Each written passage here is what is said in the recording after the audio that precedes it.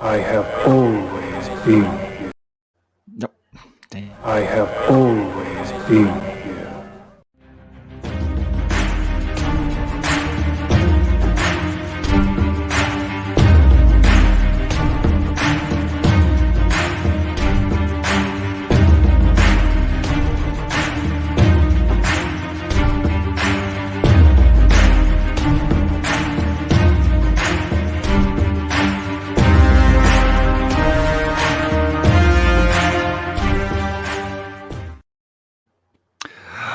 Good evenings, ladies and gentlemen, boys and girls, geeks, nerds, and ambassadors everywhere, and welcome to the Ambassadorial Wing and another Sunday evening Ambassadorial Editorial.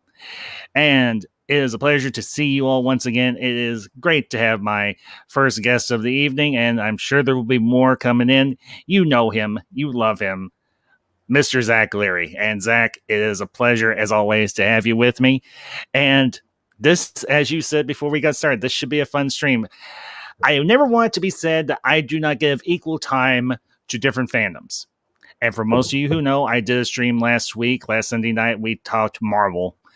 Well, tonight, we're going to pay some love. We're going to talk about one of my favorite parts of DC, and that is, of course, the DCAU, the DC Animated Universe. And to everybody that is in the chat and coming into the chat, George, I see you are here already, my friend. Good to see you. Glad you are here. And yeah, tonight it's DC time. So, Zach, how you doing, man? You back Great. again? Great. Good to be here. I mean, what an exciting topic. I mean, wow. I mean, the DC animated universe is almost to me quintessential DC, which is really exciting. It captures the essence in ways that even my favorite films really can't do as properly. And that's not to go against any of the films or any of the projects, just to say, I think they capture the spirit of DC, like the Justice League cartoons and the Batman cartoons. There's just something about them that is a little bit more connected to the comic books, I would say. Yeah, I would wholeheartedly agree. And just so we don't get before I forget, for those of you that are coming in and those of you that are here, if you want to join the stream tonight, as always, the link is in the chat. By all means, use it. But yes, Zach, I have to agree with you, because honestly, for myself, I mean, as I've mentioned numerous times, I was first and foremost a Marvel fan. But when the 90s kicked off, when the 90s started, and Warner Brothers started doing these DC animated series, cut with quite literally one of the most iconic, that of course being Batman the Animated Series, that for me was truly my introduction to DC superheroes, because I knew everything across the board about Marvel superheroes, but I was aware of certain DC superheroes, but I wasn't super familiar. But the thing that I appreciated about the DC animated shows, with Batman, with Superman, with the Justice League, and everything that's come after that, especially with the animated films, as you mentioned, it brings those stories that are on the page within these comics that we love so much to life. And it does it in a very creative way. It does it in a way that's the story is written intelligently. It's not dumbed down. I had done a series of videos talking about the Batman animated series a few months ago. I think it was actually late last year, somewhere along the way. And the one thing that me and my panel, we commented upon, was the fact that with the DC series, animated series, they were written so well and so smartly. And it appealed to not just early teens like myself, but also appealed to an adult audience, which you don't find very often nowadays. I mean, you do find it, but for the 90s and with an animated series, it was a rarity more than it was mainstream. So, but your thoughts, Zach? Well, I love the series too. I mean, the Batman animated series is, again, we talk about quintessential Batman. I don't know if there's a more defining Batman than that Batman. And you want to talk about some truly great stories and some truly iconic voice actors that have voiced Sure. these characters. I mean, let's just run down the list. You've got Mark Hamill as the Joker. You've got Kevin Conroy as Batman / Bruce Wayne. You've got Ephraim Zimbalist, who wasn't the original voice. They had Clive Revell for like the first few episodes as the voice of Alfred, but then Ephraim Zimbalist Jr. came in and did the voice for Where do I know many years. Where do I know the Clive Revell, to keep it simple, he did the voice of the holographic Emperor in Empire Strikes Back. Oh, now, that's where I know him. Yeah, he had done a lot of other work, but that's kind of the thing for us as, well, geeks, quote unquote. That's where we would know him from most readily. That is where I've heard the name. Yeah. Yeah. I mean, you've got Clancy Brown. You've got David Warner, who did the voice of Ra's al Ghul or Ra's al Ghul, depending on how you want to pronounce it. Who does Clancy Brown play? Does he play Gordon?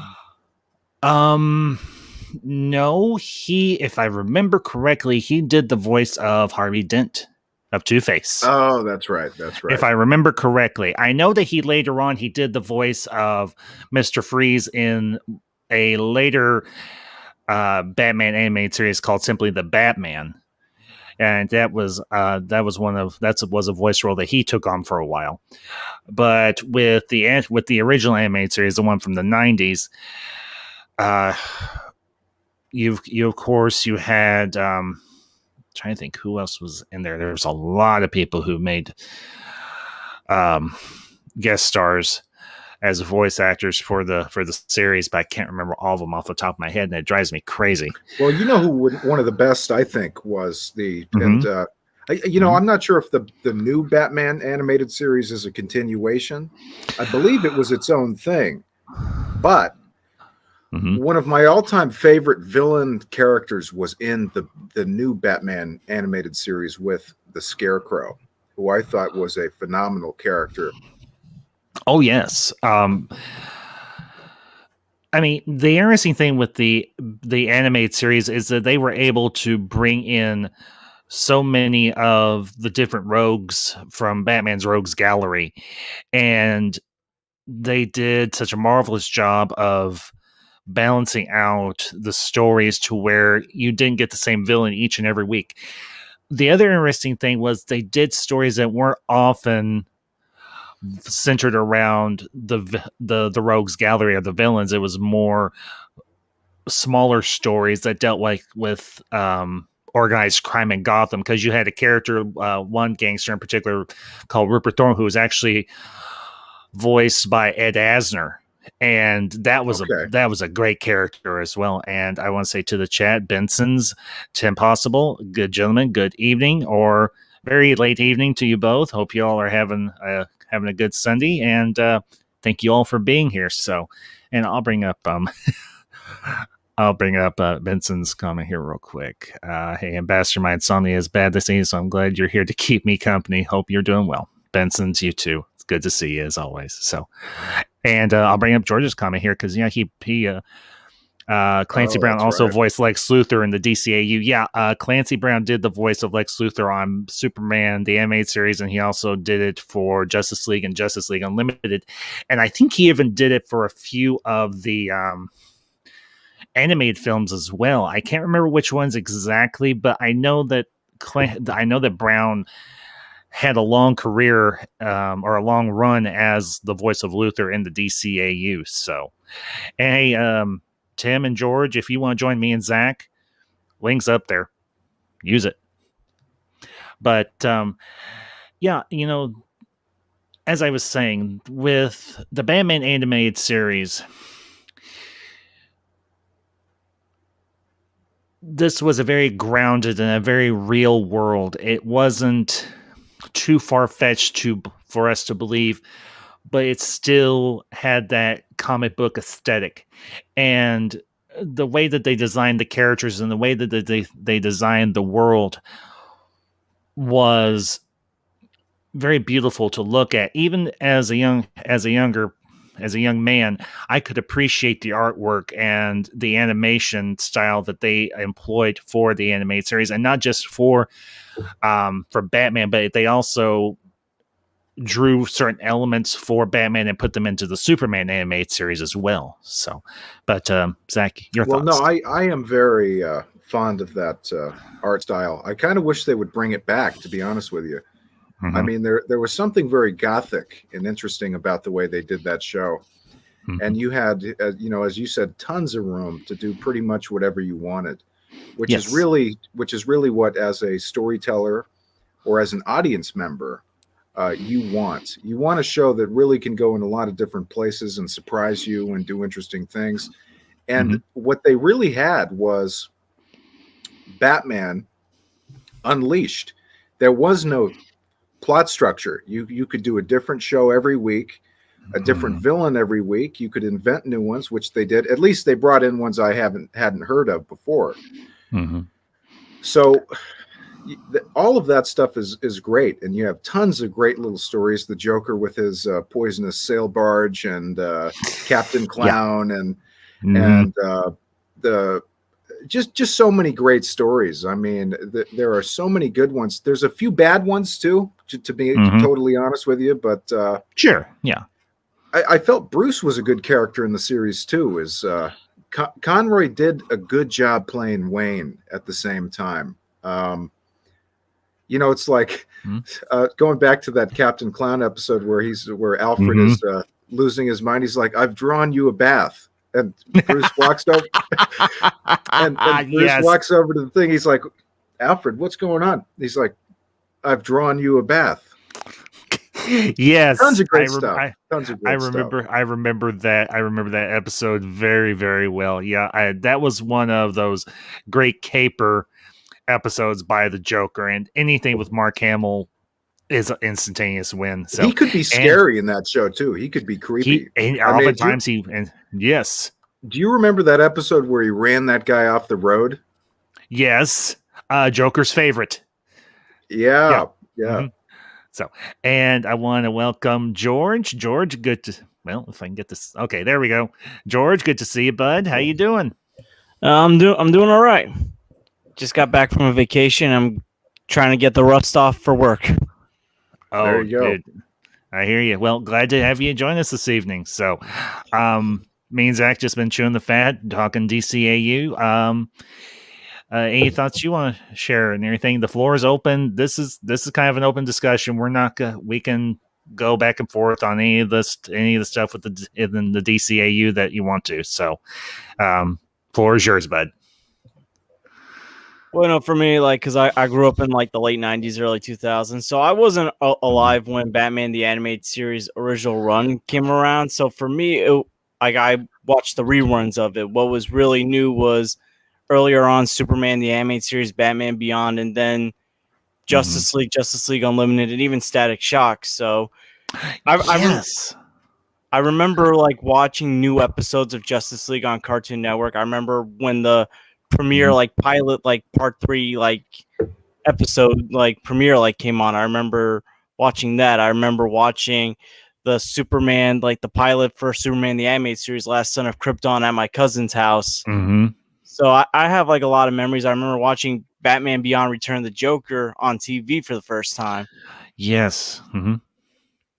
Yeah, you rattled off a lot of great iconic stories in there, George. And honestly, I had forgot about Static Shock, to be honest with you. I forgot that it was part of the DCAU, because he does make appearances in a couple of I think it's in Justice League Unlimited in particular. They do a story arc. It's a 2 or 3 episode story arc where you've got this random guy who just steals a time machine, a time jumping piece of equipment, and starts jumping around everywhere, and he starts rewriting history unintentionally. So, and here's a couple of names: Leroy Kong and the True 31. Gentlemen, good to see you both. Hope you're having a great Sunday evening, and glad that you're here. So, but yeah, George, it was a long time before I got a chance to watch the Batman Beyond Return of the Joker movie. And I have to say it was oh, dude, you're killing me. Oh my goodness. Mask of the Phantasm, Sub-Zero, and the Return of the Joker. Three great pieces of Yeah, I remember like when I used to go to like this mall in New Jersey, the Rockaway Mall. They had like a used DVD store. That's where I got Sub-Zero and Return of the Joker.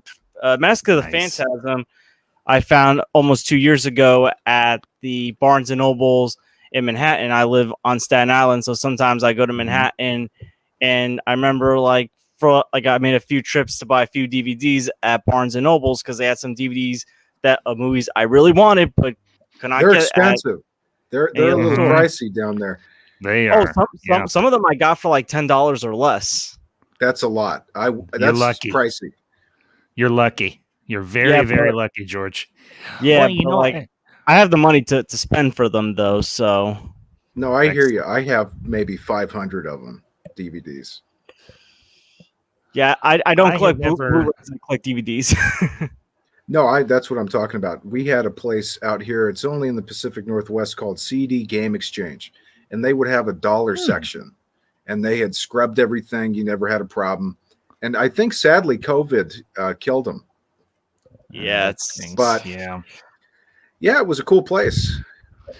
Well, and George, you bring up an interesting fact because before Batman the Animated Series, they did not do animated features, and they much less released them in theaters.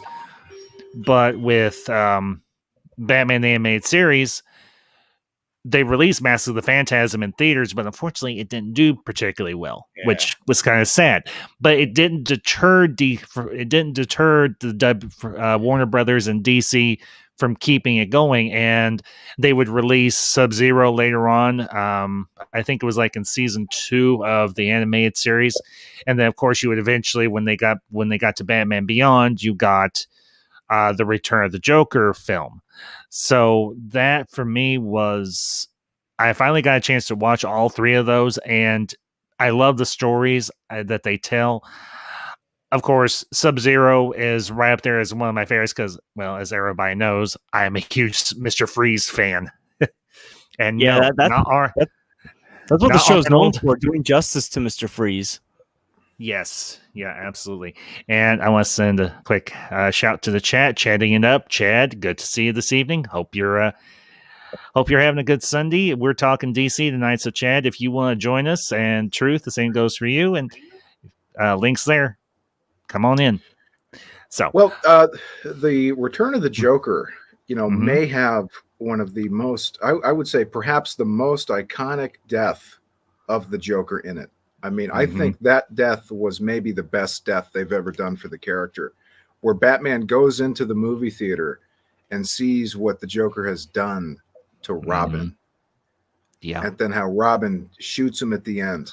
I mean, just what a great scene. I mean, the whole movie is worth it just for that one scene. And of course you have the Batman Beyond character, and you have elderly Bruce, and yes, that's a tremendous film. A tremendous film. Yes. Batman Beyond in general was a big risk, and it paid off. It was. Sure. It very much was. Chad, actually, no, I've pinned the link up in the chat, so you just gotta click up there. Well, I have a question. Sure. Was the film before or after the Batman Beyond series? The Return of the Joker, I think it might have been during, maybe. I can't remember for sure. During. I think it might have been during, maybe. I don't remember for sure exactly the release date because I'm a little fuzzy on the release dates for all this stuff. Because I had thought that they may have done that film to get the green light to go ahead and do the show like they did with Clone Wars, the movie. Mm-hmm. Yeah. But I could be wrong. Like I said, I don't honestly remember all the release dates for everything, so I'm a little fuzzy on it. So if somebody wants to do the legwork and do the research, you're more than welcome. I think Batman Beyond came out in 1999, and Return of the Joker came out in 2000. It might have. You might be right on that one. So, Chad's comment here: Sub-Zero got released between the Adventures of Batman and Robin and the new Batman Adventures, where the animated series got a reboot. Yeah, Chad, I think you're right on that one. So, and I'll bring up Chad's other comment here: seeing Batman come as close to killing the Joker as we've ever seen, just wanting to brutalize him was shocking.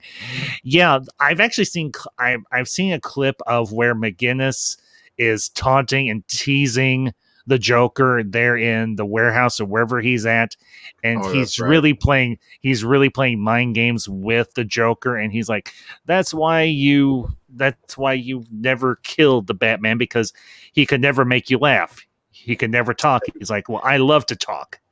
You have the famous line, ha ha. I think that's what he says to him. Yeah, because McGinnis is like, you're such a bad clown, but you don't even make me laugh. So,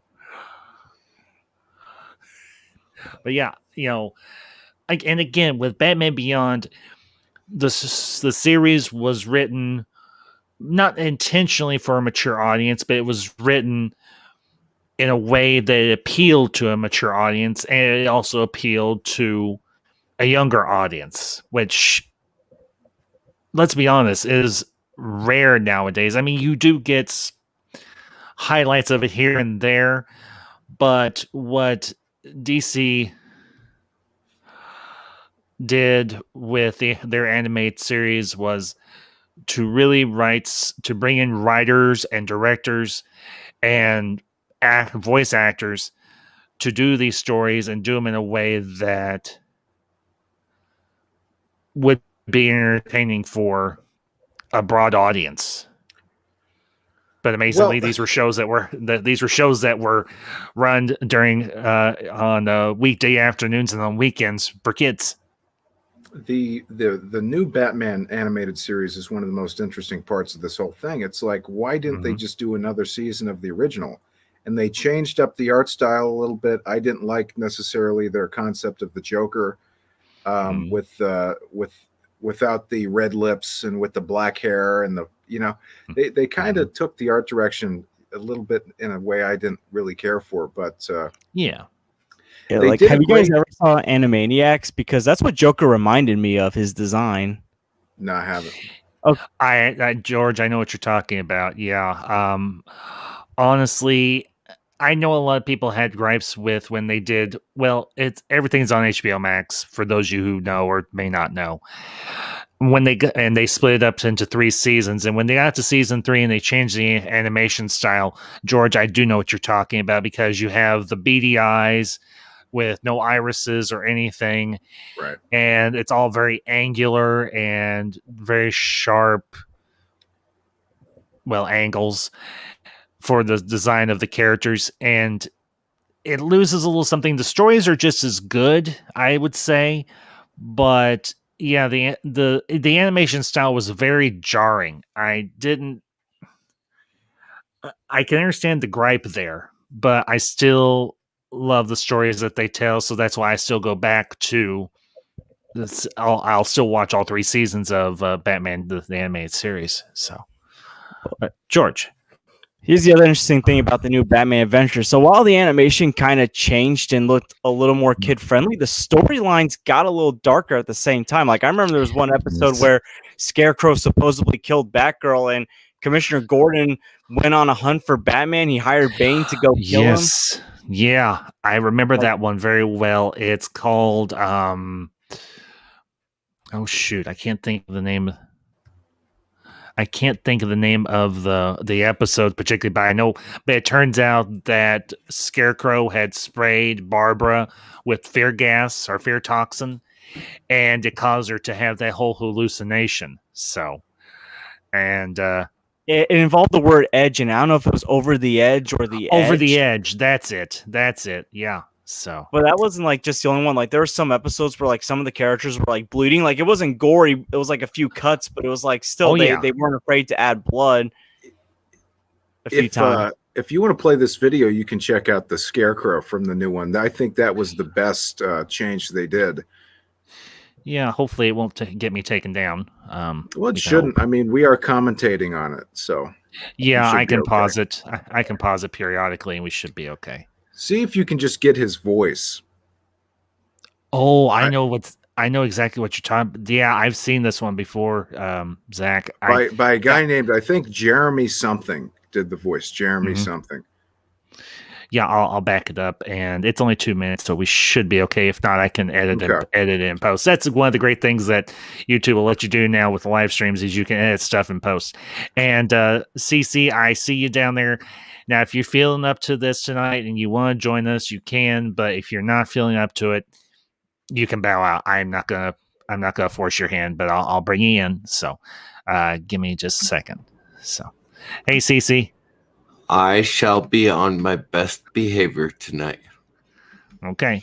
Well, like I said, if you're not feeling up to this, you can kick me anytime you want to. You know that. I won't kick you. Anytime you want to. I won't kick you. You leave of your own accord. You're a grown man. I treat people here as adults. For the most part. Hilarious. Good to see you. Hey, everybody. Me and CC go back a ways, Zach and George. Very nice meeting you, Zach and George. Fantastic meeting you guys. Hey, how's it going?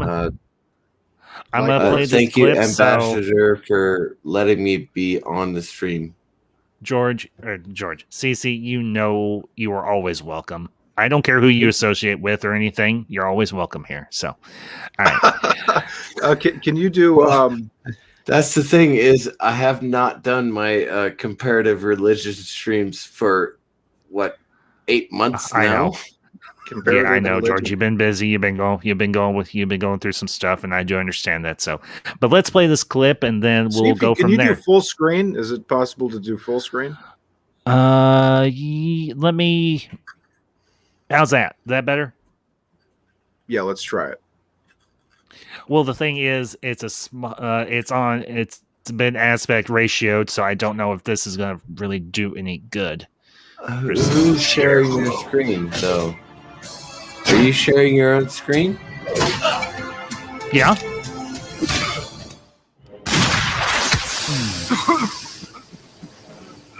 Scared you, didn't I?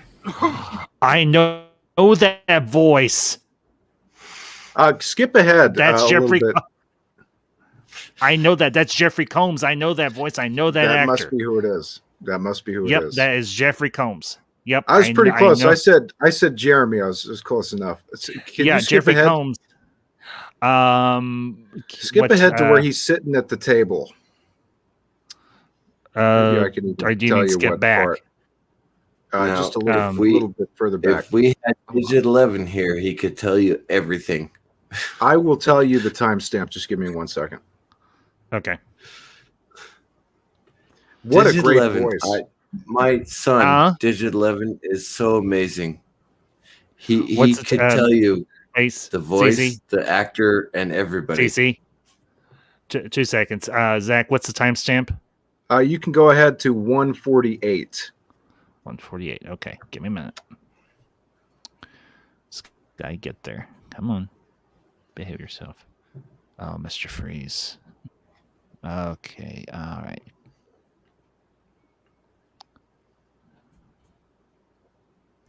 Okay, gotta press play, obviously. For that drawing.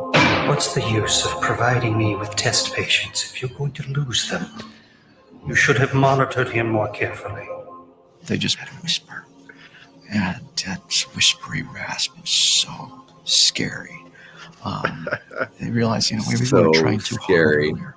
Maybe you didn't need that much. Just a really scary, dark-looking guy with a noose around his neck and a nice raspy whisper. I mean, that'll do it. That's pretty scary.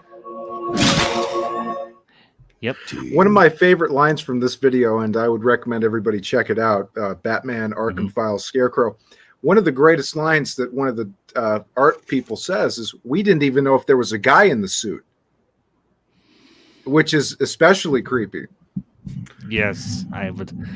Yeah, I recognize that voice instantaneously. That was Jeffrey Combs because I've seen him in many movies. One of my all-time favorite movies with him was actually The Frighteners by Peter Jackson.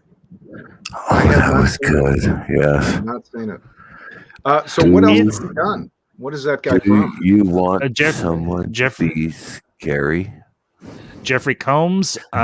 Give me a minute. I'll tell you. Let me look IMDb.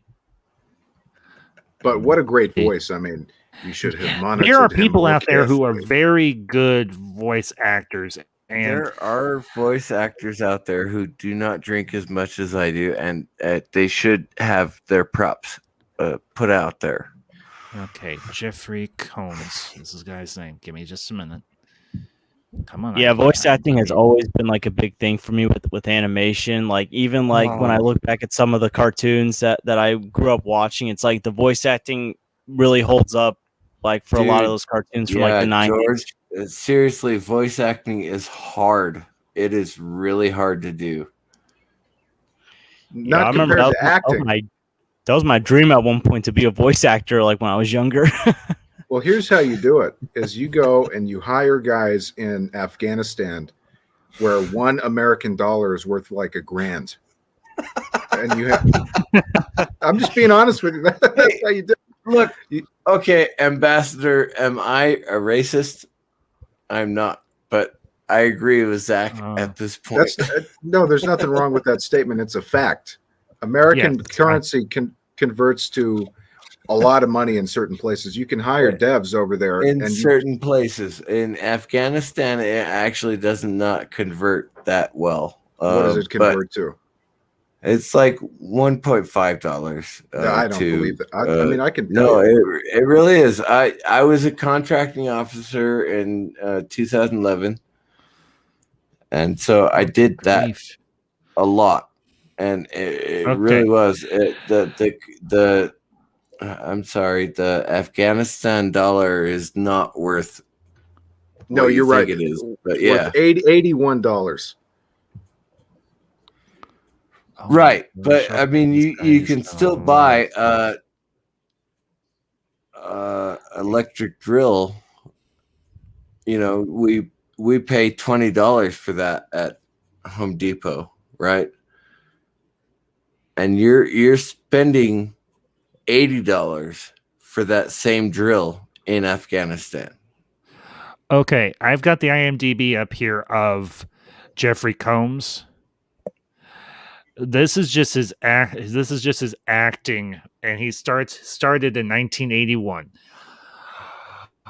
Honky Tonk Freeway, First Year Intern on Whose Line Is It Anyway, American Playhouse, Frightmare, The Mississippi, which is a TV series, The Man with Two Brains, Reanimator, From Beyond, Cyclone, Beauty and the Beast, the TV series, Houston Nights, Cellar Dweller, Jake and the Fat Man, Dead Man Walking, The Phantom Empire, Pulse Pounders, Freddy's Nightmares, Robot Jock, Bride of the Reanimator, The Hunter, The Pit and the Pendulum, The Guyver, The Flash, Tracers 2, Life Goes On, Death Falls, Dr. Morbid, Fortress, Necronomicon, Book of the Dead, Ultraman, the Ultimate Hero, which was a TV series, Sisters, Babylon 5, he was in an episode of season 1, Lurking Fear, Love and a 45, Felony, Cyberstalker, Dillinger and Capone, Frank Castle, Aliens, Ride at the Speed of Fright, Norma Jean and Marilyn, The Frighteners, The Single Guy, Snide and Prejudice, Perversions of Science. Norma Jean and Marilyn. Really? Yep. Now here's the that was a good movie. That was a good movie. 1997, The New Batman Adventures, Scarecrow, aka Dr. Jonathan Crane. Sadly, correct me if I'm wrong. I believe, sadly, he only got to do one episode of the character.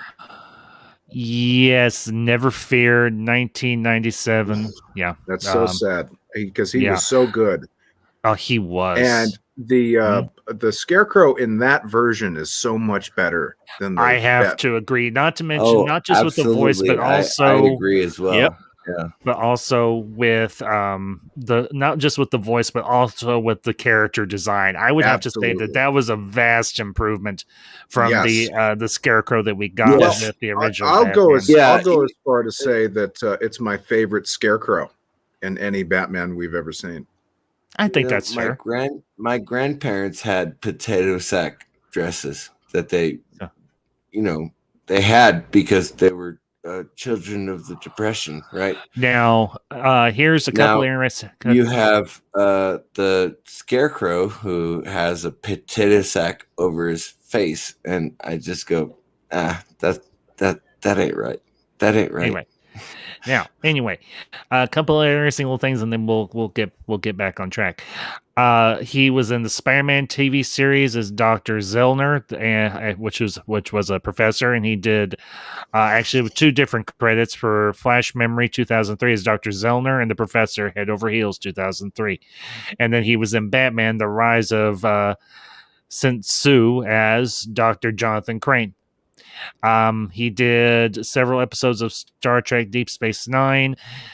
He did several episodes of Star Trek Enterprise, the Batman animated series, Batgirl Begins Part 2. He was in Justice League Unlimited. He did the voice of the Question on several occasions. He actually has, 1, 2, 3. He had 5 voice credits for Justice League Unlimited as that for the Question. Masters of Horror, Edgar Allan Poe, California Eddie, Brutality, Stuck, the 4400, Return to House on Haunted Hill as Dr. Vanicut, which I actually like the remake, but I like the original better with Vincent Price. Batman the Brave and the Bold, he was Kite Man. Star Trek Online, American Bandits. It's the worst Batman show, by the way. I think we should say Batman the Brave and the Bold. It was cheesy. It was more for kids. But okay, so it wasn't really my thing. The Kite Man was Harley Quinn's. Harley Quinn did 3 seasons? Yeah. Yes. Yeah, and beyond that, and so it was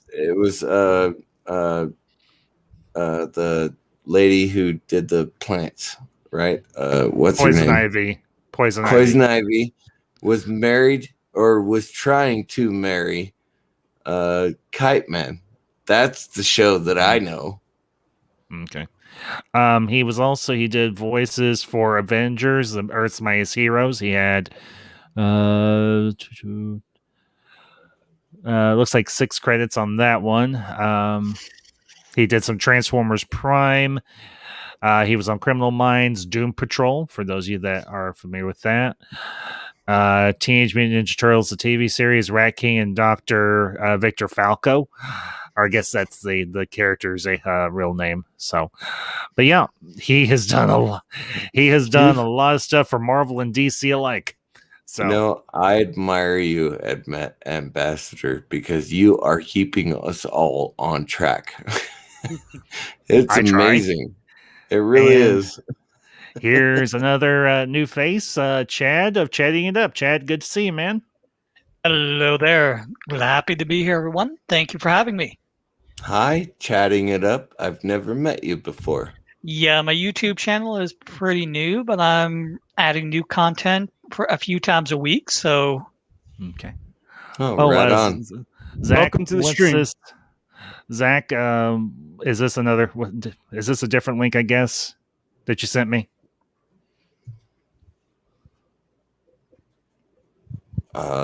Zach, you're allowed to say things now. I'm pretty sure Ambassador is done talking about all the stuff.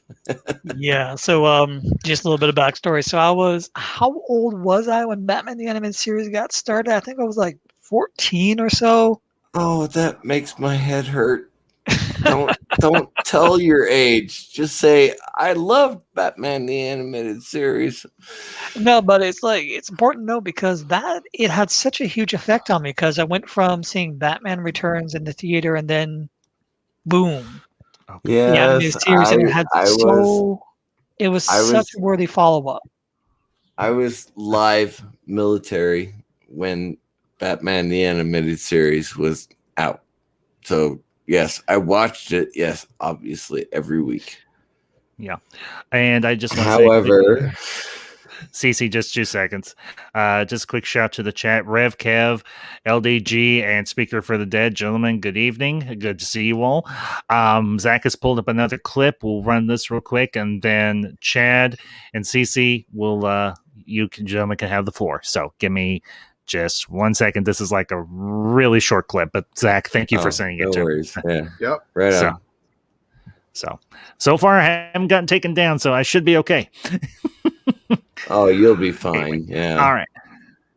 Yeah, I know. I worry because it's happened to me before, and I don't like when it happens. Let me give you a little preface. Yeah. This is another candidate for best Scarecrow. I actually know of this one because I've played the Arkham series of games. So yeah, I have to agree with you, Zach. But anyway, yeah, this is like 35 seconds. We should be fine. So, all right.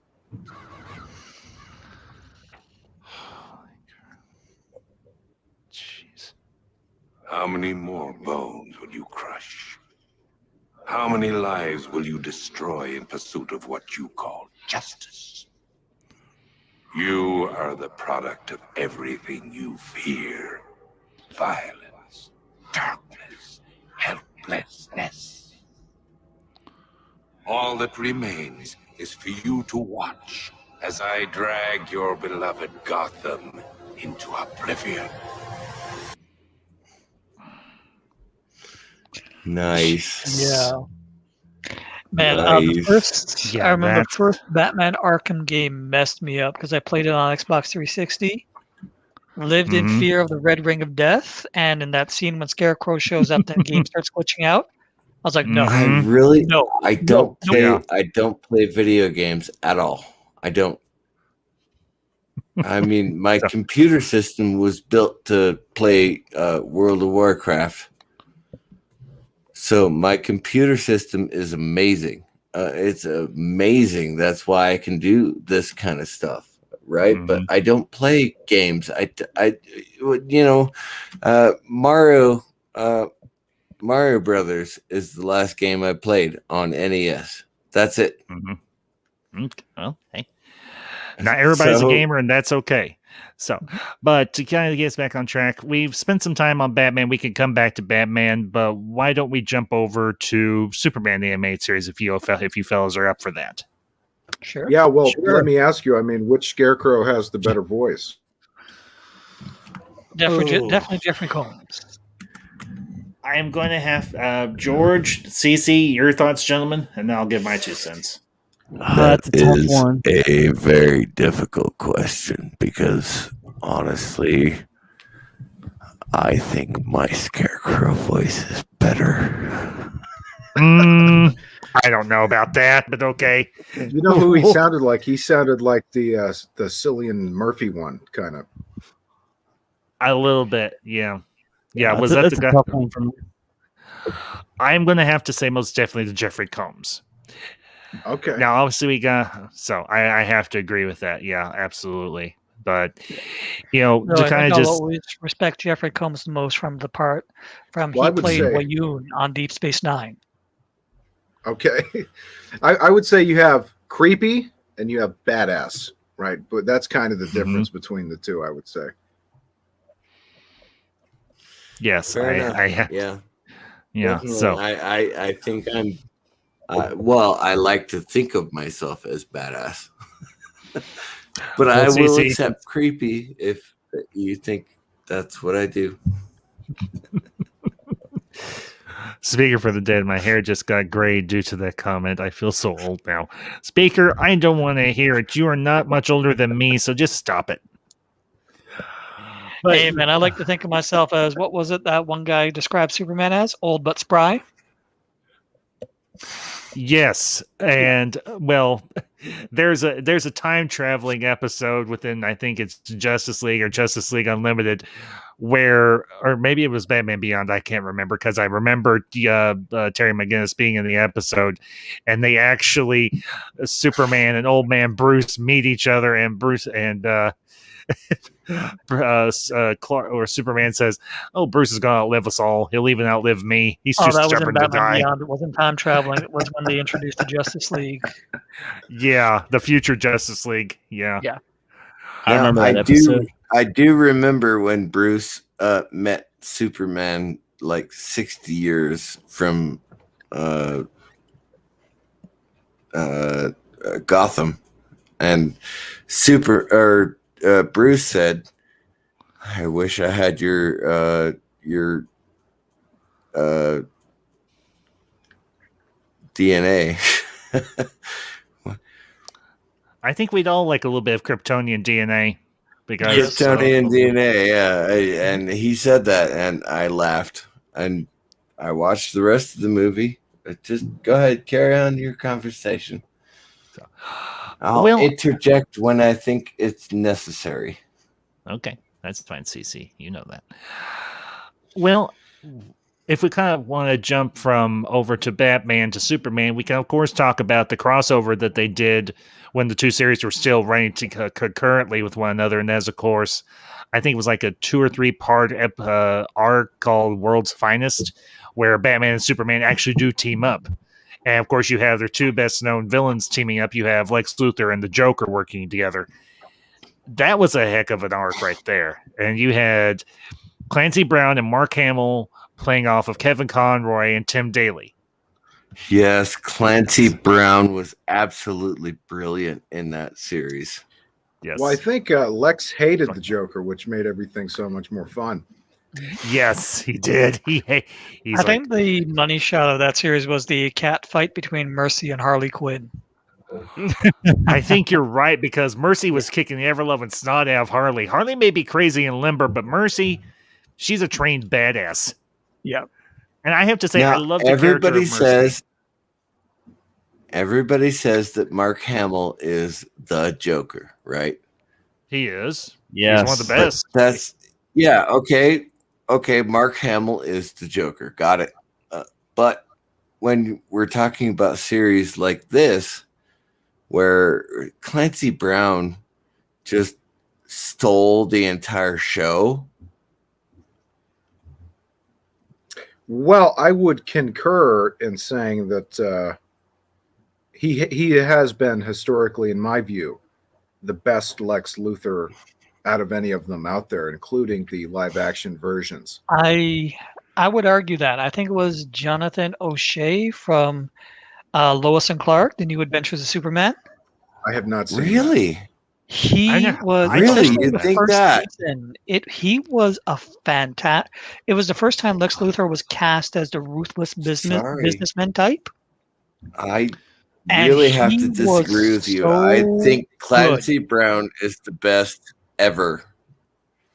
Watch that first season of Lois and Clark. The best ever. Because that was the one season that really focused on Lex Luthor, and he was so good. I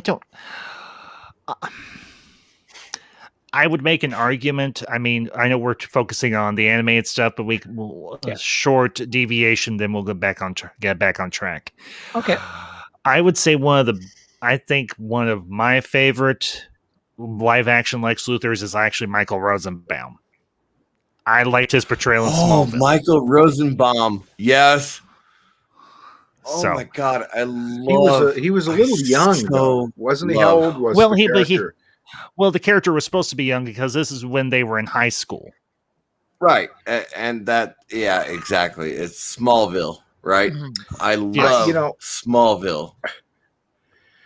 I think that was another Flash in the animated universe. Hold on, let Zach say the 4th and the 5th season. No, I didn't hear what George said.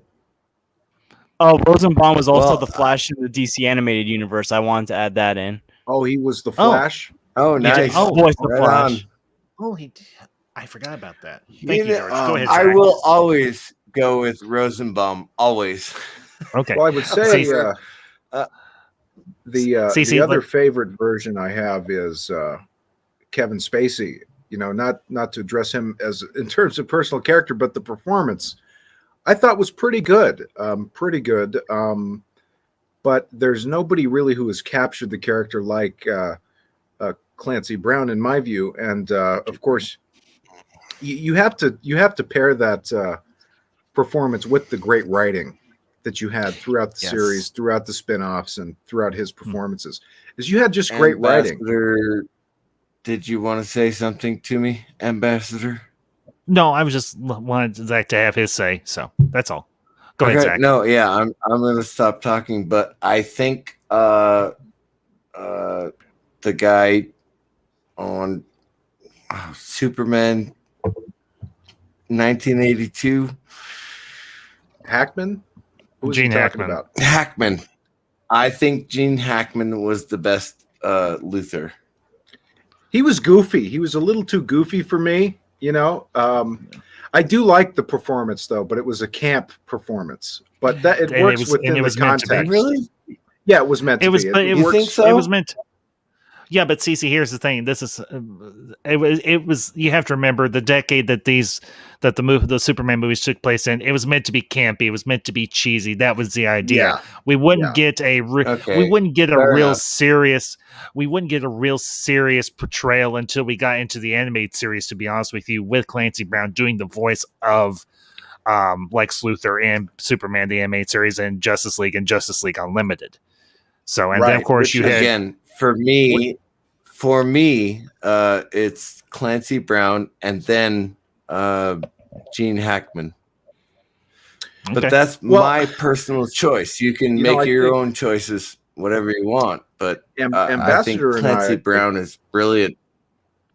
Did a podcast with Matt. I think was that yesterday or maybe the Thursday. Actually, we were talking about Richard Donner. It was Thursday. No, it was Friday.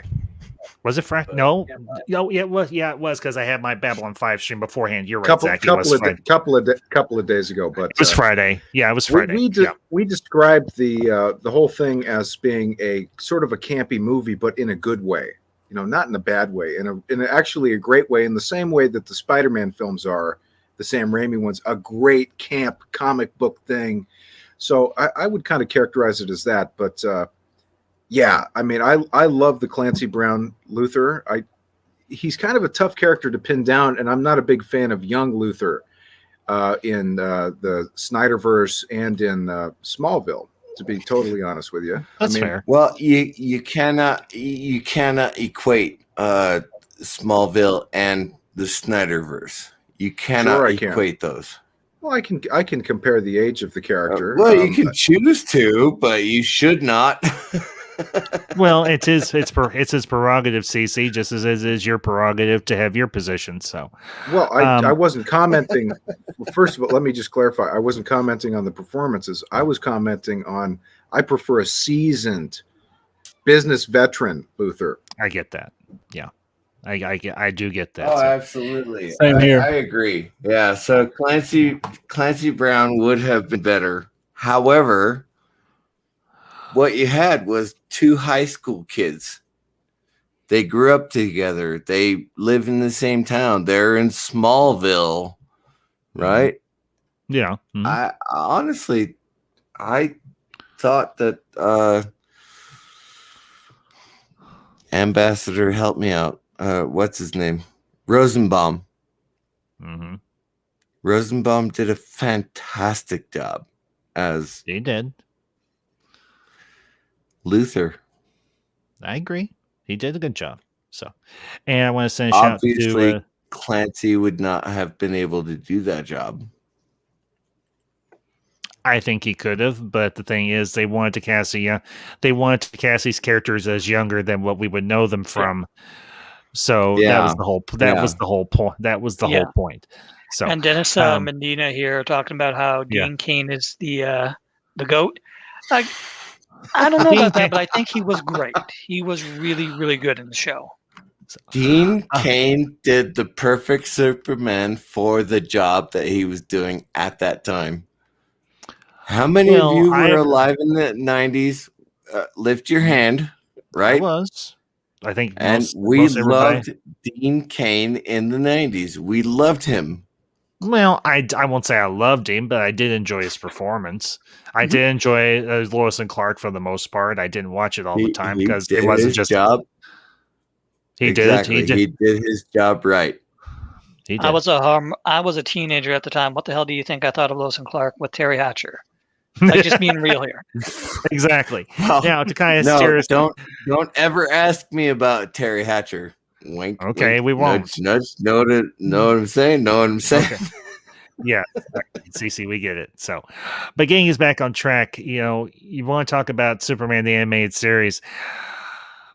You had, I think, one of the best portrayals of the rivalry between Superman and Lex Luthor that's been put on screen, whether it was animated or live action, because you have Superman in, I think it's like the second episode of the series, and you have him flying outside of LexCorp Tower or whatever you want to call it, and he's just floating there in midair with his arms across his chest, and he's like, and Luthor comes out and he's like, I know what you did, Luthor. He's like, well, yeah, but can you prove it? He's like, not today, I can't, but eventually I will. And that just sets up the whole rivalry between Luthor and Superman, and it just carries over from the Superman animated series into Justice League and Justice League Unlimited. And honestly, that for me was one of the really, truly beautiful things about how these different series just rolled from one series into another. So, I mean, you had such great continuity. George or Chad, whoever it's. So, Ambassador, I just wanted to ask you about this. Sure. One of the biggest complaints I get from people my age that grew up on that show was that, and that were into comics, was that Superman was a little toned down in terms of power. He was a little too easy to get the better of. What do you think about that? Honestly, I have to disagree. I think the power level for Superman was appropriate. I felt that it was right in the same vein of what we had seen before. Maybe it was even beefed up a little more so. At least I thought it was. Because you have to look at who Superman often goes up against. It's people that often cannot take Superman at his full strength. We very rarely see Superman just fully let go. I mean, I think one of a few times that he actually ever does let go is when he goes up against Darkseid or when he goes up against Lobo. And I will say I loved the episodes that featured Lobo and the Superman animated series or Justice League.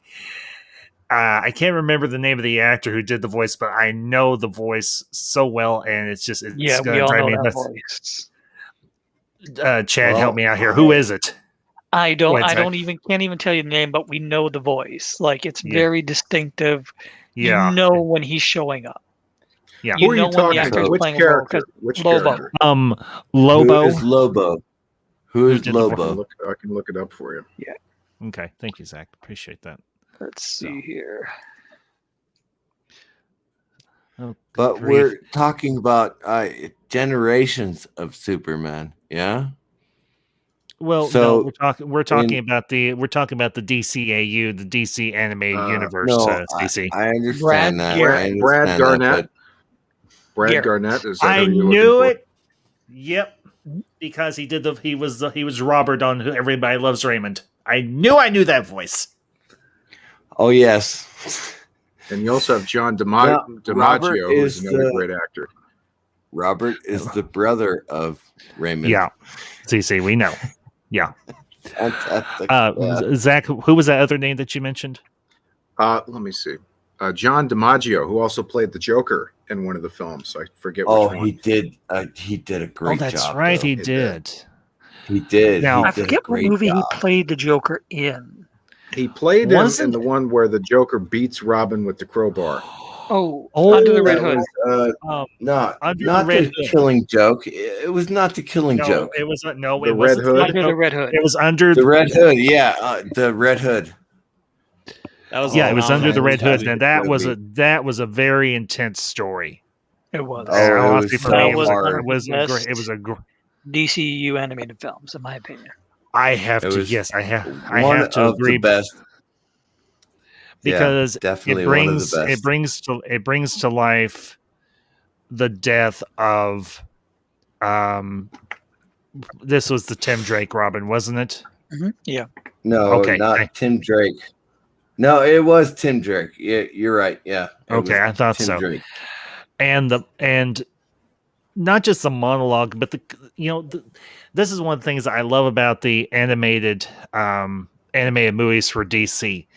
They're able to take these long, complex stories and compress them down into like an hour or an hour plus animated film, and you get the whole story, but you get great moments from these stories within these movies. And Under the Red Hood is by far one of my all-time favorites. I mean, that scene towards the end where you've got Joker and Red Hood or Tim Drake, and you've got Bruce, and Tim is like, if it had been anybody else, I would have understood, but you let this piece of human garbage live after what he did to me. But Bruce's response is, do you realize how easy it would be for me to go down that road? I mean, that right there encapsulates one of the great things about Batman in general is the fact that even though he loved Tim Drake as a son. Well, it's because if Batman went down that path, there would be no going back. Exactly. He would not be able to stop killing because of all the anger he has. Well, he would essentially it's the one thing that he can't let himself do. Well, he would essentially betray. He would essentially be betraying the very thing that he's trying to stop. Yeah. Yeah, but you have to ask the question: is taking the life of all these maniacs worth them possibly reforming when there may seemingly be no hope for any of them? I mean, let's just take this one case in particular, the Joker. We know what the Joker has done throughout Batman's life. He crippled Barbara Gordon. He's killed people on top of people on top of people. He has carried out horrific crimes throughout Gotham and gone up against the Justice League more times than we can count. And yet Bruce won't, quite literally, pull that trigger. And to have that type of storytelling in an animated feature is for me a credit to these people that work on these animated films, because they tell a good, strong story that has a very thought-provoking discussion or debate going on within it. Zach, go ahead. Well, that's not really Batman's job. You know, what you're really talking about is the failure of the Gotham legal system. That's true too. That's really what you're talking about. I mean, Batman is not judge, jury, executioner. He could be. Right. I think. Sorry, go ahead. Didn't want to interrupt you. No, you're good. Okay. So I don't know if any of you all know the Injustice universe or storyline. Yes, I do know of it. Yes, I do. So I think that one really great thing it did when it got started was what would happen if Superman went down that road with the Joker. Like, what would happen if Joker pushed Superman so hard that he broke, and broke in the way that Batman is super afraid of doing. And now there are a lot of storylines. Sorry, CC. Correct me if I'm wrong. But the path that Superman goes down is the thing that Batman is always been afraid of. And I think that was a great comparison for a little while. It went on too long, but for a while it was a really, really good story, a really good what if. Mm-hmm. Well, the Joker had killed Lois and had blown up Metropolis. I mean, that'll do it, right? Not just killed Lois, killed her while she was pregnant. Yeah, exactly. Yeah. That was Red Superman. Yeah. And Red that just Superman broke Superman. No, they did evil Superman. They did a Superman that was pushed to the breaking point when the Joker killed Lois, who was carrying their child. And plus, the Joker, once Superman shows up, the Joker taunts him again after doing that to him. Says maybe you won't kill your next family. Right. I think that's what he says to him. Mm-hmm. And even in the Horrible. ride to the police Horrible. station, the Joker Yes. is taunting Batman, saying, "You know what? The reason I did this was I thought I'd play on easy mode. You would never let me push you that far, but he will. Wait and see." Mm-hmm. Okay. Like that's why Joker so did it. He wanted to break Superman. Yeah. Consider me a normie. Yeah. Mm-hmm. So when we talk about the Killing Joke, we're talking about Gordon and his daughter, Batgirl, going through shit for an hour and a half. And we see what happens to Gordon and Batgirl in the Killing Joke. Mm-hmm. Right? I'm a normie, right? So Okay. that's how I'm thinking of myself as a normie.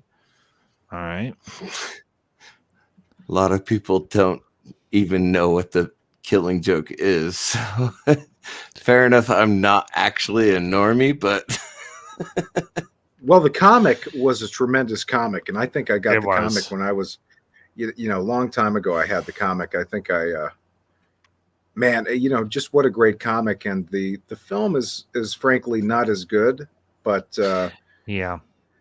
I've And- heard and it's they- very controversial. right. Yeah, because you have Yeah. a scene. You have a scene at the beginning where Batman and Batgirl or Batwoman. Well, Batwoman's a separate character, but Batgirl.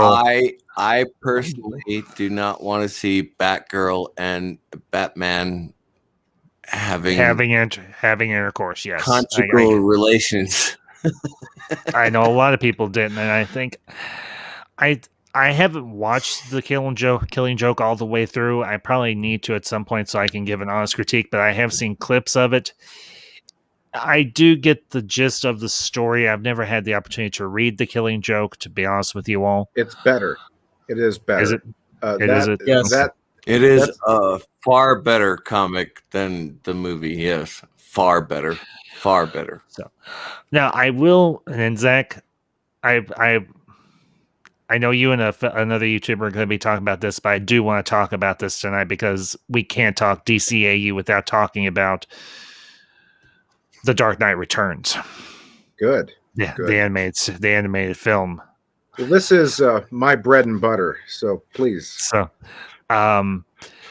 guys, feel free to chime in anytime. Just don't talk. Don't talk over each other. Let everybody have their say. That's the only thing I. That's the only thing I ask. I'll say right here that I am the minority in the sense that comics like The Killing Joke and Dark Knight Returns, I've never I get the appeal of them.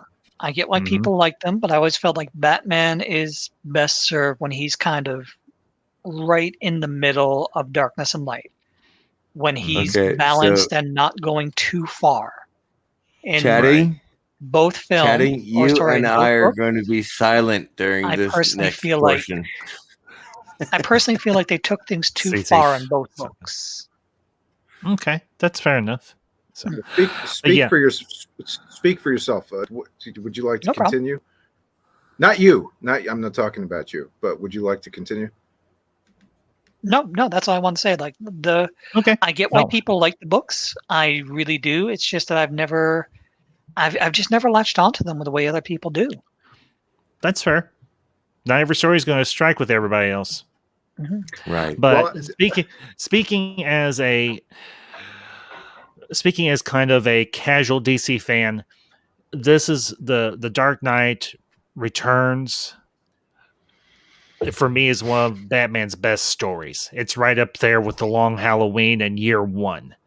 I know those are the more recognizable stories and so on, but the thing for me is it interweaves the conflict with Batman being on the outs with the rest of the world again, and it interweaves the Joker and Superman and a political story, or to a certain degree, and it interweaves it so well, and there are so many iconic moments within that animated film. I mean, you obviously have the part where old Bruce goes up against the mutant leader and beats the ever-loving snot out of him.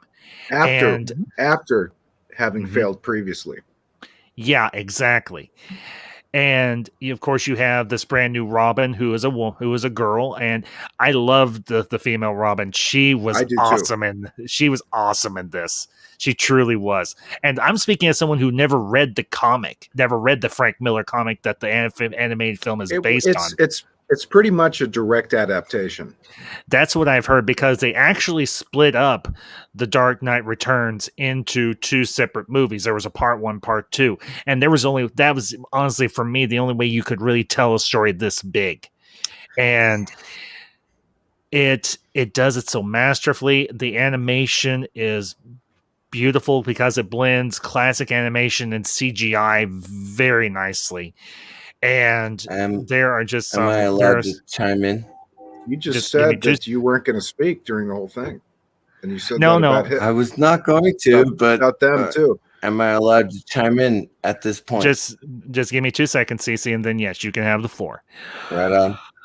Anyway, there are so many iconic scenes within this film, and one of my all-time favorites is when Bruce and Robin are on horseback and she's clinging for dear life. And I absolutely positively love that part because she's completely out of her element, but Bruce is completely in his. Not to mention, you have great voice performances, and by far one of the very best is Peter Weller. Peter Weller as old Yes. Bruce. So with that, Cece, the floor is yours, and then we'll go from there. You have to take into consideration that I did not read the comics, right? So I watched the movies. I haven't either. And they were absolutely fantastic. With Peter Weller as old Batman. Just amazing. Just absolutely amazing. And I watched both movies just last week, right? And young Batgirl, I was like, or Robin, if you want to call her Robin, it's fine. That's what she is. She's Robin in this. Well, that's not what she started out as, but yeah, that's fine. And she actually did. She was Robin throughout the whole story. Was she really? Yes. No. She was Robin from start to finish. Just turned out that this Robin was a girl instead of a guy.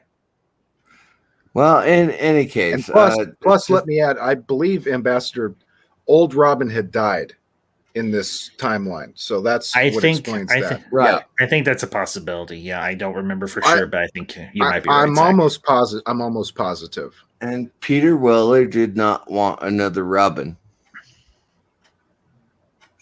Well, I think Alfred was the one who was concerned about it. Alfred was concerned about bringing her into the fold. Alfred wanted another Robin. Peter Weller did not want another Robin. Am I right or wrong? Please, anyone, you can correct me if you want to. If I remember correctly, Bruce was resistant to Robin being a part of what he's doing, but Alfred kind of twists his arm a little bit to the point where he's like, "Okay, fine, we'll bring her on board." It's the other way around. No, guys. Was it the other way around? Yeah. Okay, thank you, Zach. Thank you. Robin came to Bruce's aid after he had almost died fighting the mutant leader, and Robin helps him up, carrying him over his arm and stuff, and they go into the bat tank, whatever it is, and there are a lot of stories to go along with Batman and Robin. It's really hard to keep them all straight. Well, Alfred's on the intercom, and Bruce is like, Alfred says, where should you go, Master Wayne? And he says, to the cave, right? And he says, but what about this girl? And he says, to the cave, Alfred, right? Okay, I remember that part. Yes, okay. And he's sitting there while the machine is setting his bones from being decimated by that fight. And Robin essentially is an invaluable character throughout that story, as Bruce would be dead without Robin. Oh, which absolutely. is something that I think is very special and unique to the Dark Knight Returns series. Is in previous iterations, is Robin is not that essential, but we're talking about a Bruce Wayne who is an old man who hasn't fought or done anything in 15 years. So he needs Robin, which makes partnership more essential. We're not talking about Batman 2035 or whatever it is, right? I think you're thinking of Batman Beyond. Batman Beyond, yeah. We're not talking about that. We're talking about Batman as an old man who's broken and has a Robin now. Well, that Batman in Batman Beyond was no longer a fighter. Yeah, he just didn't have he simply wasn't capable. This is a different storyline that is separate from the storyline that goes from Batman the Animated Series into Batman Beyond, and then concludes in Justice League Unlimited. I think that's where the point that I was trying to put out is, Batman is man. He's a man, literally. So in his 60s, he can't do the stuff that he did, which is why he needs Robin or Nightwing or whatever the case may be. He needs those support elements that he didn't have when he was Batman. He had Gordon in The Dark Knight Returns, and he had Green Arrow. Mm-hmm.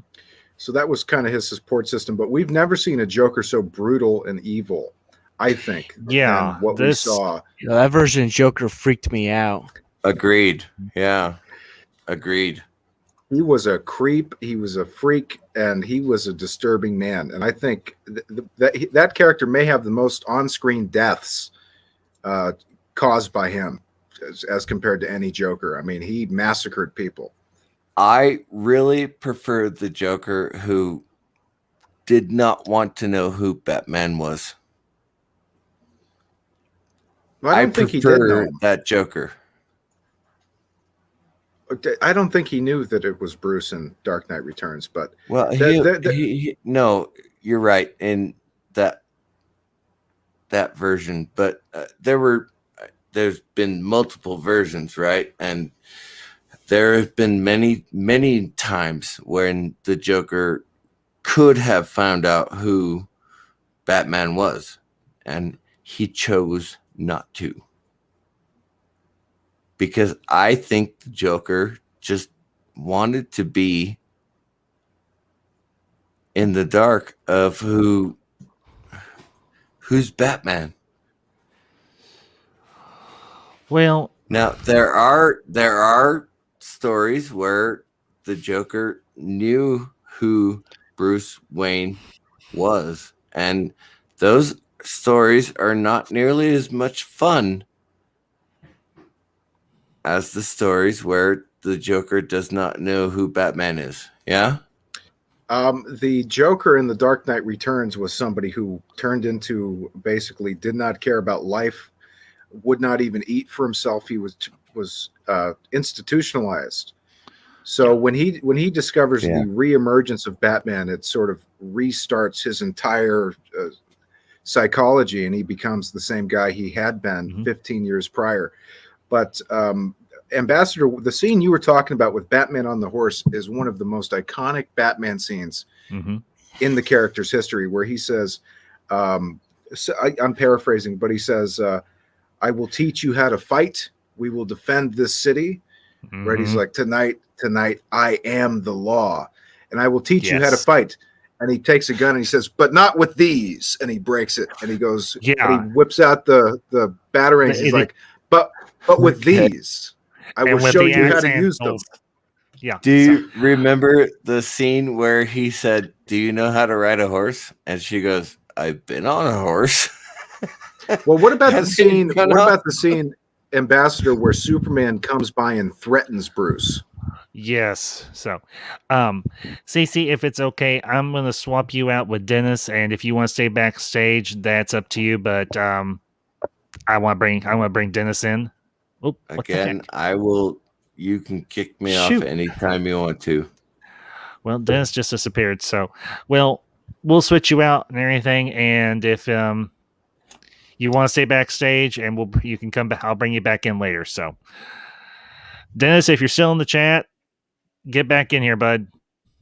So, anyway, but yeah, you bring up the scene where they're out in Clark and Bruce are out in that park or whatever it is, and Bruce just does not give any craps. He seriously does not give any craps if what Clark has to say to him. And you have Clark, who's all young and virile and still in good shape, and he's standing there. He's got the bald eagle on his arm, and Bruce is playing with his dog, and I love the dog. I do. I absolutely love that dog. My favorite line from that scene is when Superman says to him, "If it's not me, it'll just be somebody else, Bruce." And he says, "Really? Who did they send after you?" Well, actually, if you Zach, if you remember, that was actually during the fight. That's during that scene.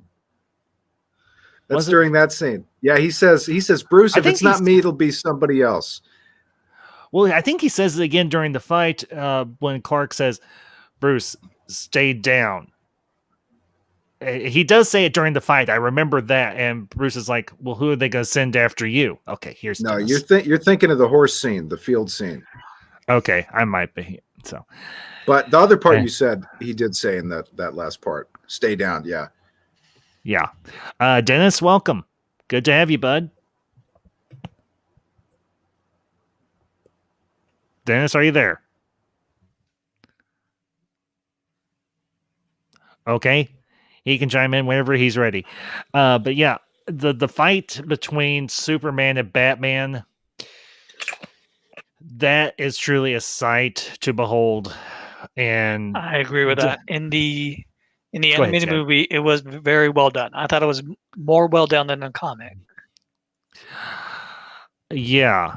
I have to admit, and I'm probably going to get some flack for this, I think the fight between Batman and Superman in The Dark Knight Returns was better done and more well-paced than BVS.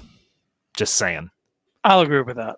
I had to agree with that as well, especially like towards the end where Batman's like, I want you to remember the man who beat you. Like, that's just too iconic. That is so badass. I mean, and it's all animated, and it's Peter Weller. I can't remember who did the voice of Superman in the Dark Knight Returns animated film, but honestly, he did.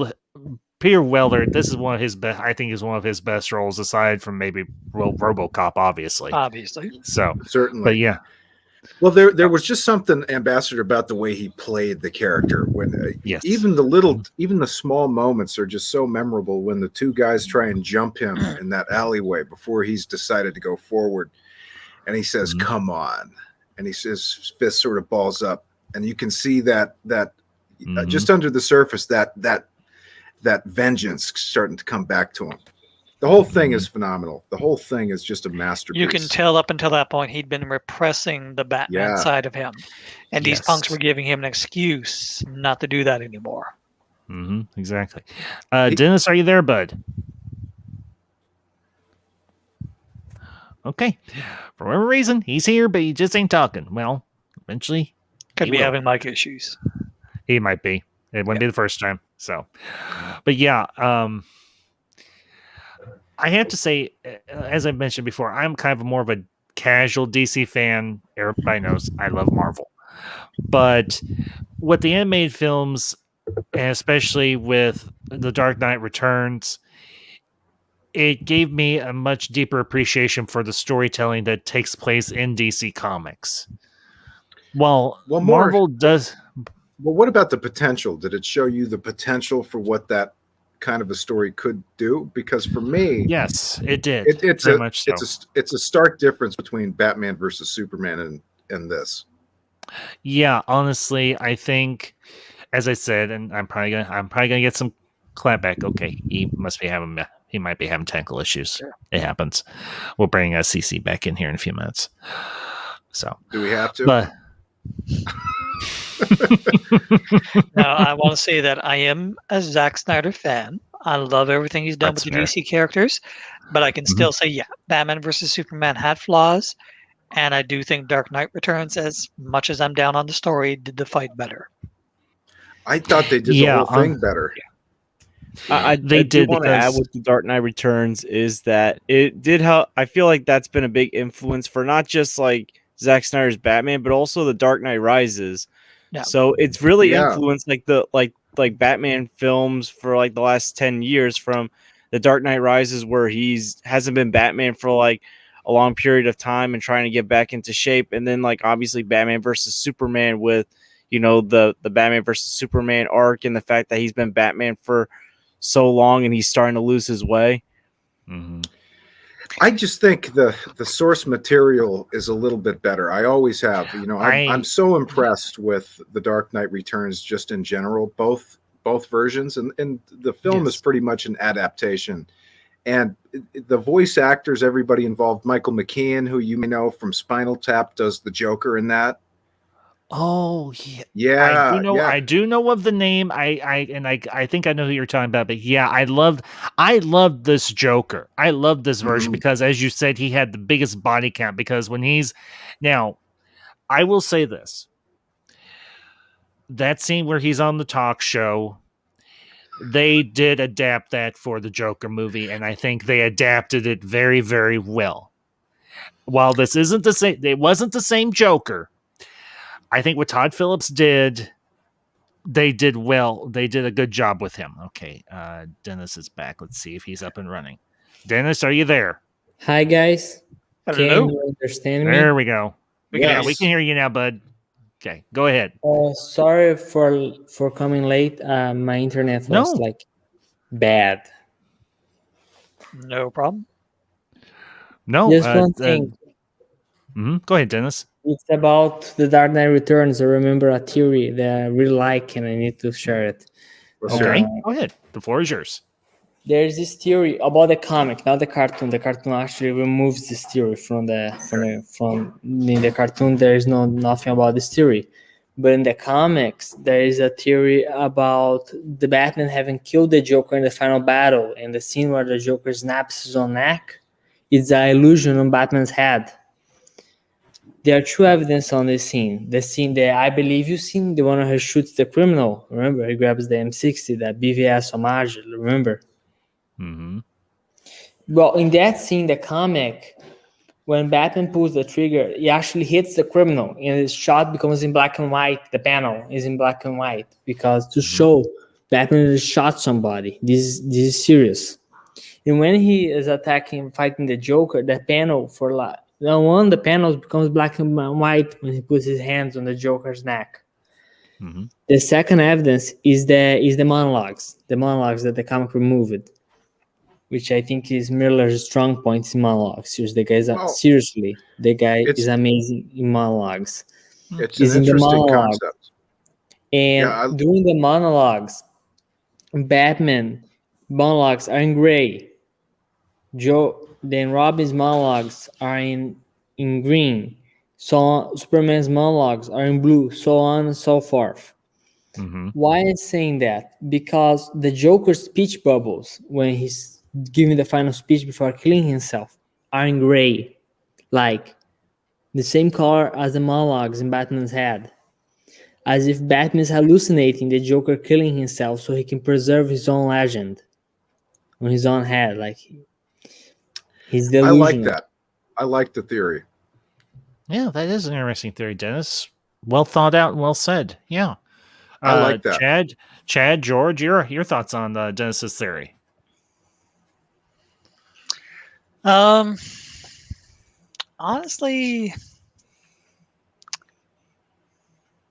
I don't know. For me personally, I just don't think that much about the story itself. Like I said, it's just, I think because it went so far with the darkness, I've just never really been able to get into it. So I don't know. I guess I'd have to think about it a little bit for me to really respond. Chad, that's fair. George, what about you? I have to apologize. I was saying goodnight to my family, so I didn't get to hear what Dennis said. Okay. Oh, it's okay. That's all right. No worries. So, that's okay. We can move on to another point. But Dennis, hey, well, let me. go ahead. Can I say one last? Are we moving on from the films, or are we staying on it? Yeah, we kind of didn't spend much time on Superman animated series. We can talk about Superman. Tons of stuff. Yeah, we can back. We're gonna be going for a little bit, guys. This might be a long one. Just a heads up, because there's a lot to cover. I might bounce out around 10:30 because I have work, but I can stay on for George, a half hour more. George, I understand. That's fine. Because something I did want to cover in Batman animated series. Sure. Lord, I always mispronounce the name. Mr. Mixel-Splits, or Mr. Mixel-Plit. Yeah, I know who you're talking about. That was the best version of the character. Gilbert Godfrey knocked it out of the park with that performance. Those two episodes, I think, are two of my favorites in that series. That was a very unconventional character. I mean, and if I remember correctly, that character was introduced in like the 1960s when Superman was going through kind of a very campy phase with his comics. And them bringing that character in for the animated series, but telling the story that they did, if I remember, the story was kind of dark, honestly. And didn't Mixel-Plit, he was running amok in Metropolis. Yep.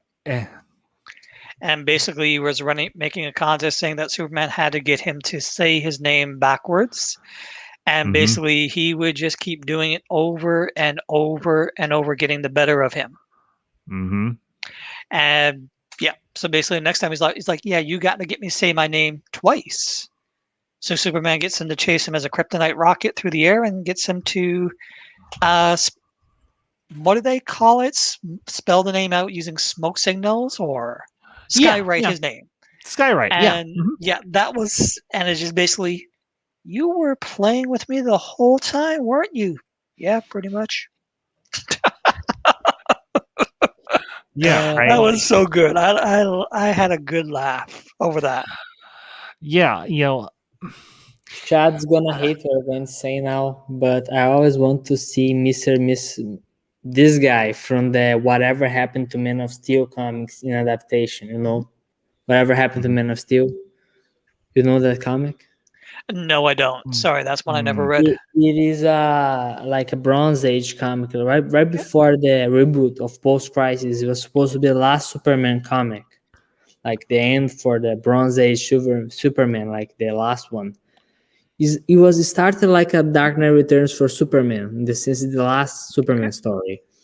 And it was written by Alan Moore, and they reimagined Mr. Mixel-Splits in the end as a sort of Lovecraftian abomination that is playing on a really same goal, but he looks different. He's much more dangerous in this version because it's sort of taking the idea that he's from another plane of reality and really ramping it up, really making it.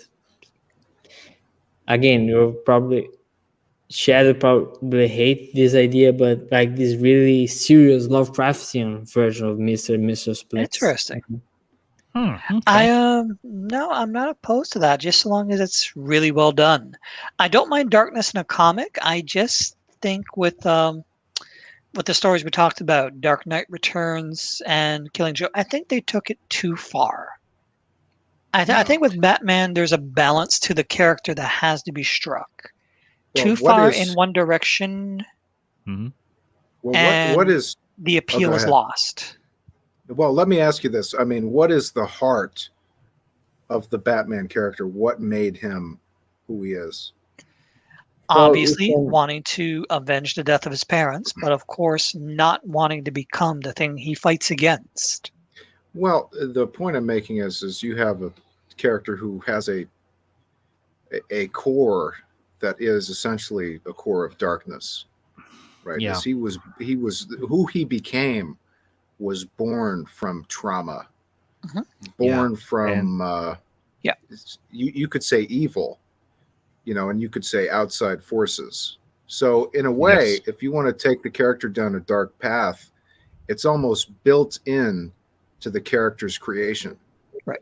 Well, not entirely, because Batman is the embodiment of the Nietzsche quote, "Those who would struggle with monsters should take great care they themselves do not become a monster." And I think that is the problem I have with the stories I've mentioned. Batman is crossing a line in both stories, or the stories are crossing a certain line that breaks that balance. I'm not so sure. I mean, he's still a guy that looks out for people. I mean, think of what he did with Catwoman. Went and rescued her, and it's tricky to say. I mean, a guy who was as dark as you say, your interpretation of The Dark Knight Returns, would he really care so much and have such a heart for that young girl who wanted to do something good? Perhaps he was redeemed in part by her and her caring for him. I would definitely say, yeah. You know, here's the thing, and this is this actually is in, I think, one of the episodes of the Justice League. It's where Toyman creates a robot that actually has a dimensional warping device built into it, and the Justice League hereafter, yeah, and the Justice League believes that Superman has been in fact killed, when in fact he was teleported into the future, to the far distant future of Earth. And there's a scene at Superman's memorial, and Bruce is there, and he's like, "I've got some things I need to say." He's like, I'm kind of paraphrasing, like we've been doing this evening. He's like, "I always respected you. I always considered you a man of principle." He's like, "I always kind of wish I could have been the optimist that you always were." Mm-hmm. But he's like, "I know I'm not." He's like, "I am what I am." Mm-hmm. And just as he's getting into it, there's that little bit of a comedic cut, and he looks at the moment. What is it that you say? The never-ending battle against evil, or never-ending journey, the never-ending journey for justice, something like that. Well, so I want to make. I think that the two extremes between Batman and Superman are why they are the world's greatest team, because they really are two extremes that balance each other out perfectly. Yeah, I will now. Sorry. You can continue. No, I'm sorry. I just wanted to say before we get too far. Personally, I think one of my favorite Batman Superman stories is Emperor Joker from the comics. It's where Mr. Mxyzptlk decides to try to get the better of the Joker, and the Joker gets the better of him and ends up with Mr. Mxyzptlk's power. I'm familiar with that. And the Joker just tears apart the universe. And it's a great comic in which basically Superman has to outsmart the Joker. Yeah. Let me just say one final thing. I really think it would be, and one of the things I love about it is it's written in a way that it's channeling the feel of the animated series. You can hear Gilbert Gottfried, you can hear Mark Hamill, you can hear Kevin Conroy and Tim Daly in this comic. And it's written in that way. It's one of the reasons I love it so much. Just before we leave that comic, I actually had that comic when I was a kid. I had the guy upstairs in my apartment when I was a child. He collected the Brazilian version of Action Comics, the Brazilian publications. And he had a collection of Superman stories. He gave me a few. And one of them was I think the first issue of Emperor Joker. I never got the other ones. Okay. But I actually read the first issue, and I was like, Superman is the bad guy. Solomon Grant is the commissioner. Lois Lane is Lex Luthor, and Bizarro is the superhero. And then at the end, when he looks there and shows the blocky Earth and says Emperor Joker is the Emperor, and then oh, that makes lots of sense. Yeah. Okay. All right. This is what the Joker would do if he had cosmic power. Yeah. Okay. Zach, go ahead. Well, I was just going to make one last point about Dark Knight Returns. This is the first time, really, I think that it was evident to me that the character might lose is I think in all Batman media, we're always convinced that somehow Batman's going to find his way out of it. I felt that there was not a more vulnerable character than the one we see in The Dark Knight Returns. He felt like he could and likely would lose. And I don't think we've ever seen that before. Yeah, because one of the great stories, one of the great themes throughout the DCAU, in particular when they kick off into the Justice League, and it is actually really exemplified in one of the DC animated films. I can't remember which one off the top of my head. Maybe it's Justice League Doom. When Bruce tells the rest of the Justice League, "You all are fools if you think that you all are beyond corruption or something going sideways with one of you." He's like, "That's why I created these contingency plans to disable you, not kill, disable. Yeah, not kill, but disable." And the fact that Bruce is willing to be the hard-edged realist of the Justice League is one of his great one of his great attributes as a character, because he realizes that he is just a man amongst quote unquote gods in a lot of to a great to one extreme or another. But he's willing to buck that. Go ahead, Zach. The point that you've made is another problem I have with the Snyderverse, where Batman shows up to the park where Superman has been reborn and has no plan at all. I'm just going to stand around and get shot. That's not really who Batman is. Batman, as you just mentioned, has contingency plans for his contingency plans. So for him to just show up at the park with no plan is kind of ridiculous, you know? Yeah, I understand that, but you would kind of negate the character development he had on BVS, because BVS was like highly paranoid. So I think if he comes up with a contingency plan, that's just going to worsen things up. Like maybe have a plan backup, but like if he came up, for example, one guy said, why Batman didn't brought up a kryptonite spear when the fight was on?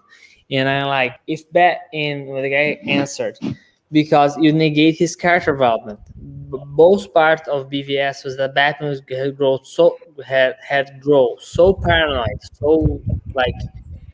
paranoid that he wanted to kill Superman. I'm talking about him in Justice League. No, I know. I'm talking about the Snyderverse right now, because you said that why he doesn't have a backup plan. No, he didn't have not only did he not have a backup, he didn't have any plan. He's like, let's go show up. But can I finish it?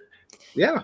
Because go ahead, Dennis. Think about it. If he had brought kryptonite, if he brought anything, that would just worsen things up. And a big part of BVS, it was about Batman having faith, having that whole faith, and not being in starting losing. Like, sorry, I sort of messed up, but I understand the complaint. I disagree because you like actually hammer the point that he had grown as a character, had learned to be more hopeful as a hero, you know.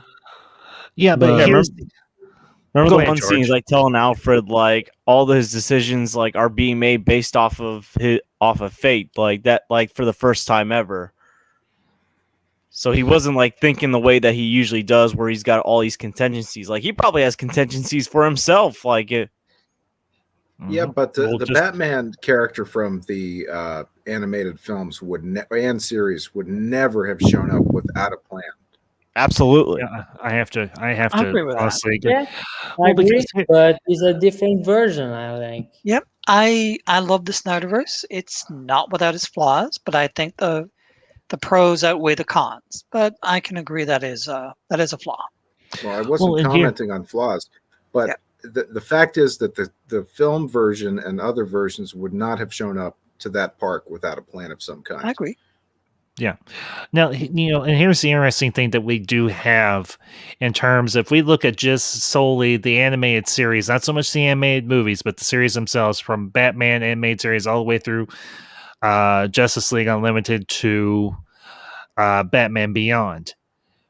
we have one long string of continuity that stretches quite literally over several, well, from the, I think like the Batman animated series started in like, I think it was the mid 90s. It was like 93 or 94 and doesn't end until like the early 2000s, give or take. Like it's like 2002 or 2003 when Batman Beyond and Justice League Unlimited finally wrap up. Now they do some animated features with those same voice actors and the same animation style later on, and even though the animation style does change, the voice actors continue on with those characters because they've been playing these parts for so long, and they have done such a good job that they want to stay in these roles for as long as they can because they enjoy doing these parts. Mm-hmm. And I have to say, the DCAU does something quite extraordinary that live action DC movies hasn't been able to, at least to any great extreme, except for maybe a few random places here and there. It takes a group of characters, and you start off with Batman and Superman, and you build from there. And you introduce the rest of the Justice League in a 4-part premiere for the first Justice League series before just Justice League, period. And they are able to build out this entire universe, tell all these stories. You introduce Darkseid, who had been an antagonist back in Superman the Animated Series. You reintroduce him. You bring back Michael Ironside. And I'm just going to say this: Michael Ironside as Darkseid. He's my Darkseid. Yeah, he's my Dark. He is. I'll just say this: I may get some pushback for some people. I think he's better than Ray Porter.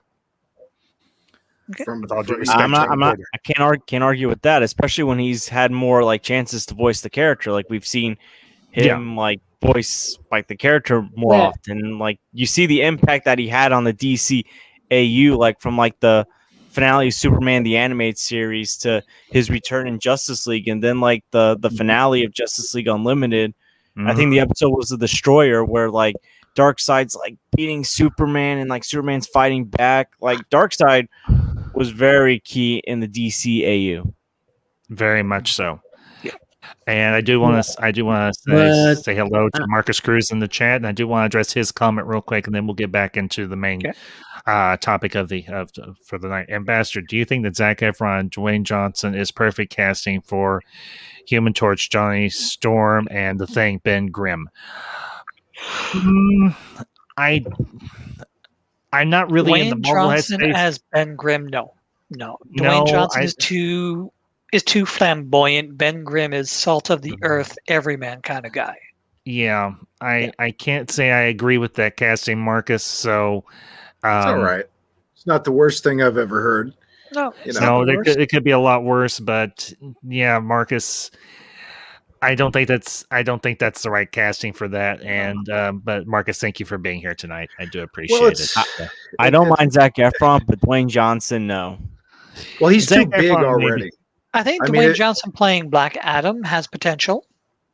Yes, that's fine. Well, Johnson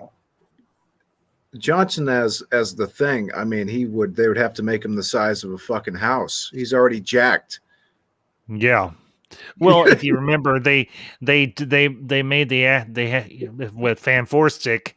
That thing was very, very jacked. But yeah, I do get what you're saying, Zach. Well, you had Michael Cudlitz in the original one, right? Michael Cudlitz played the Thing. Michael Chiklis. Yeah.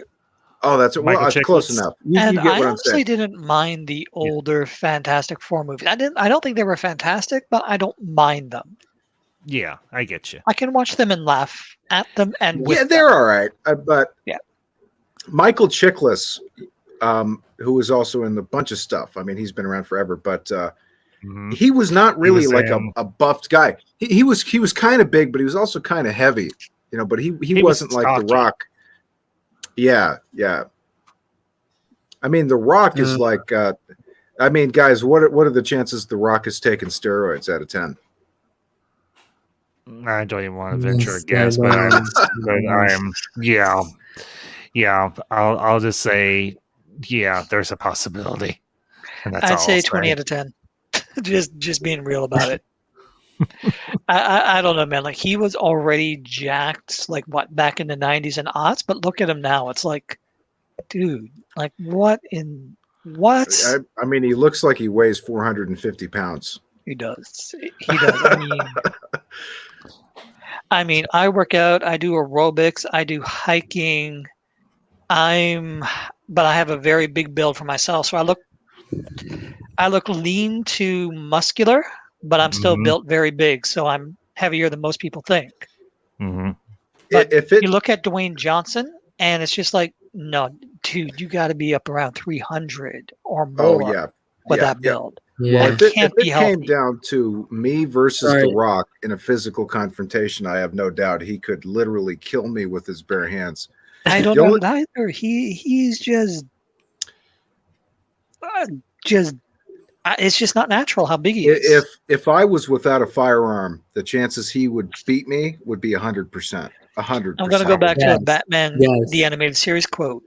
Guy like that, I'm not sure a gun would stop him. I'm not sure a tank would stop him. Yes, I just say something. All right.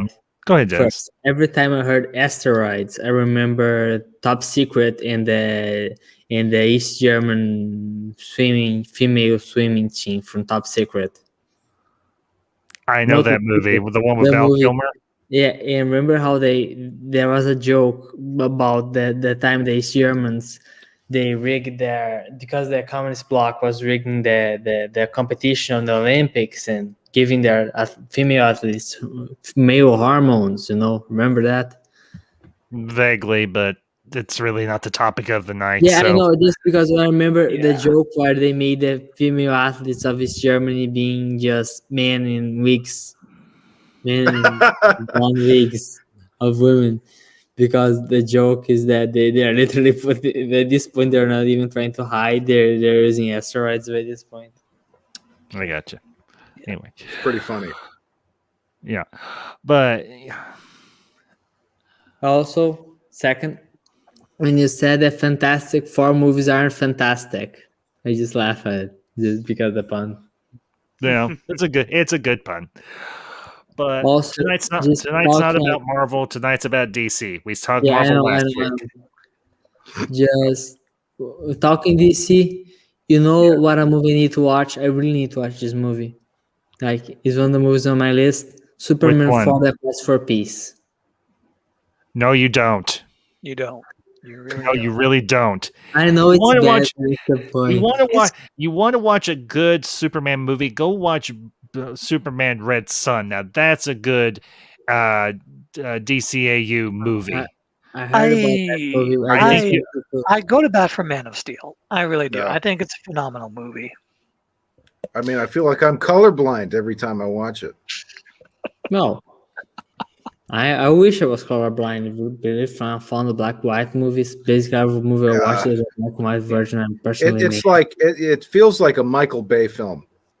No, it doesn't. Zach, I actually know. I can understand what you're saying. A discussion for another time, but I would debate that. Yeah, but no, for animated, I would say Superman, All-Star Superman.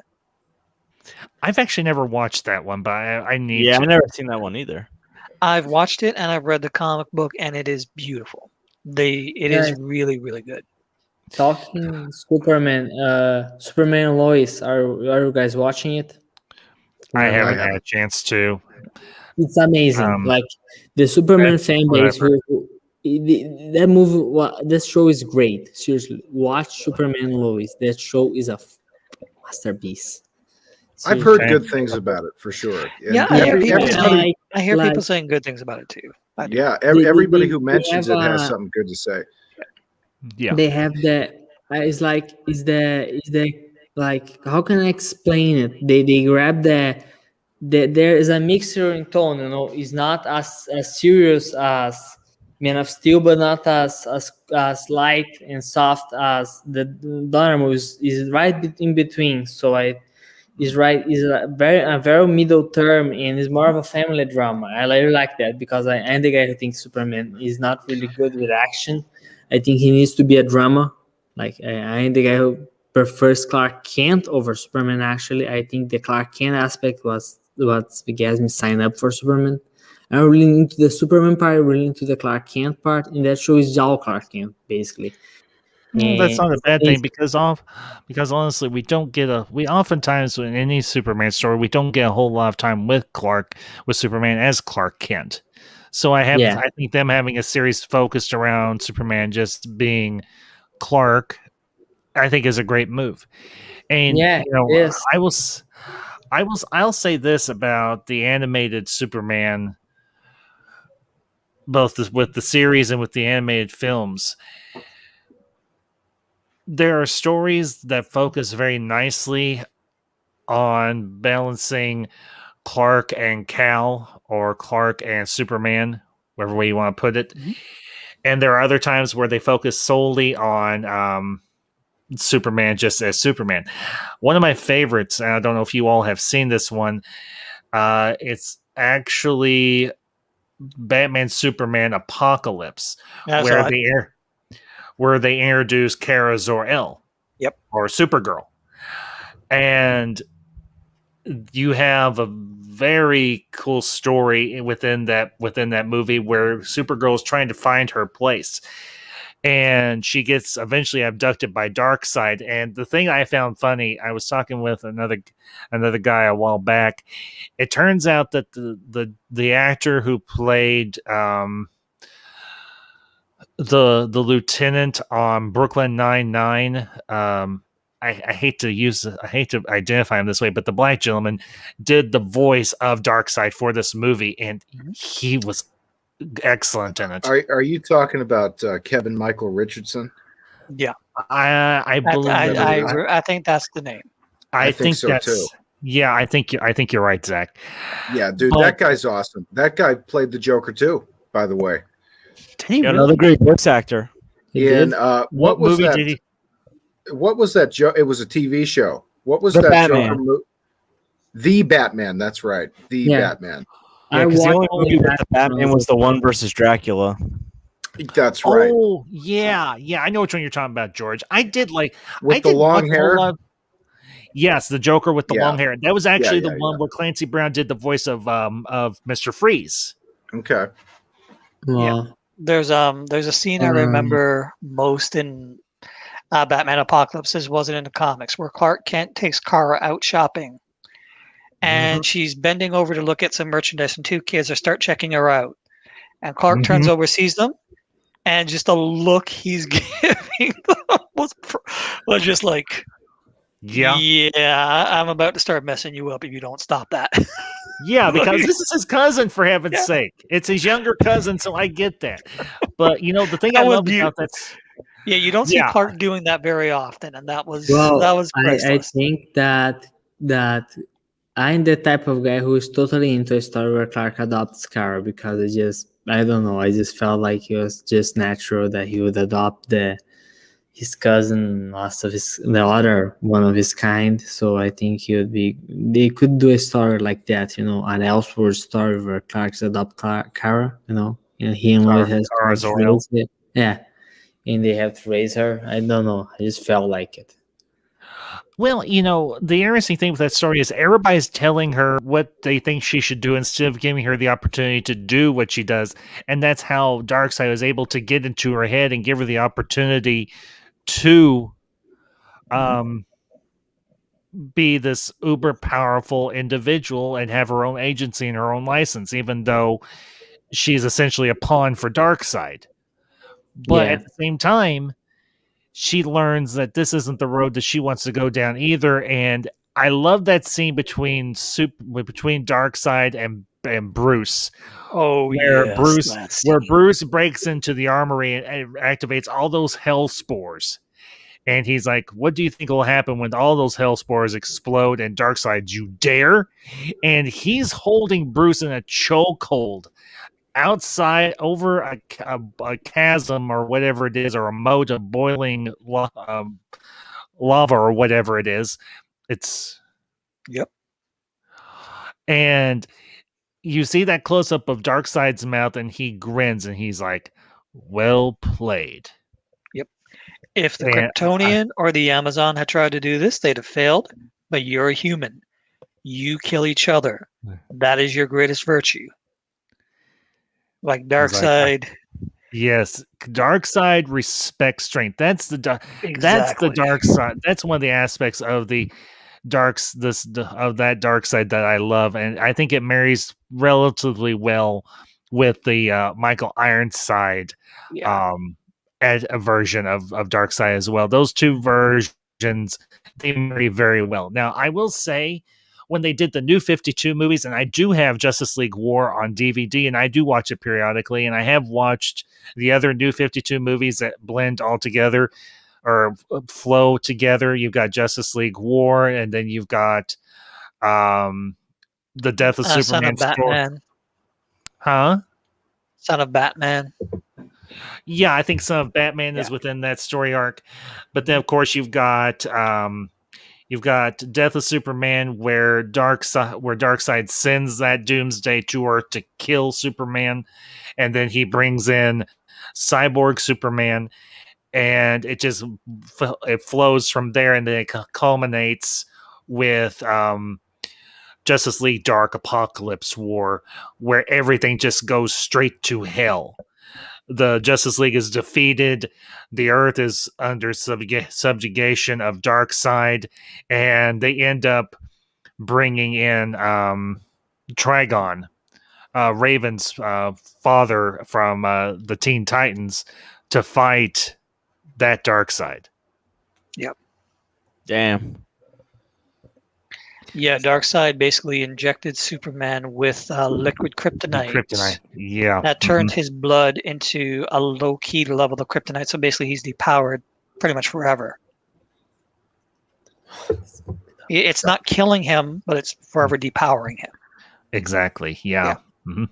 And Zach, you brought up Mask of the Phantasm. We can absolutely discuss Mask of the Phantasm. So, gentlemen, if you want to talk Mask of the Phantasm for a little bit, we can absolutely do that. I have no problem with that whatsoever. Well, best Batman movie ever.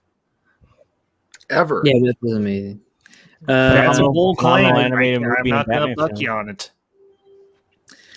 One thing about the animated series that I love, the way it looks. Not the animation style, but the way the characters dress, like this, like is not old, but it's like if the society match on like today, but the aesthetics of the 50s never ended. Like everybody's wearing hats, fedoras. I wear fedora, so I identify with that. And everybody, like Barbara Gordon dressed like 1952, and then there's the fact that everybody's in trench coats, Art Deco, the like Art Deco style black and white TV. I just like that shit. Yes, Dennis. We had talked about this earlier, but we really hadn't done a big dive into Batman TSA. And this is Max. No, Dennis, you're fine. That's perfectly fine. This is free flowing. We're not on any set arc of discussion per se. So the scene that I love most about Mask of the Phantasm is when Bruce Wayne realizes he can't be happy and in love and be Batman at the same time.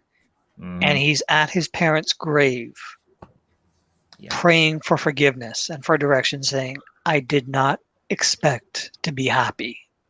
Who is the woman who plays the Phantasm?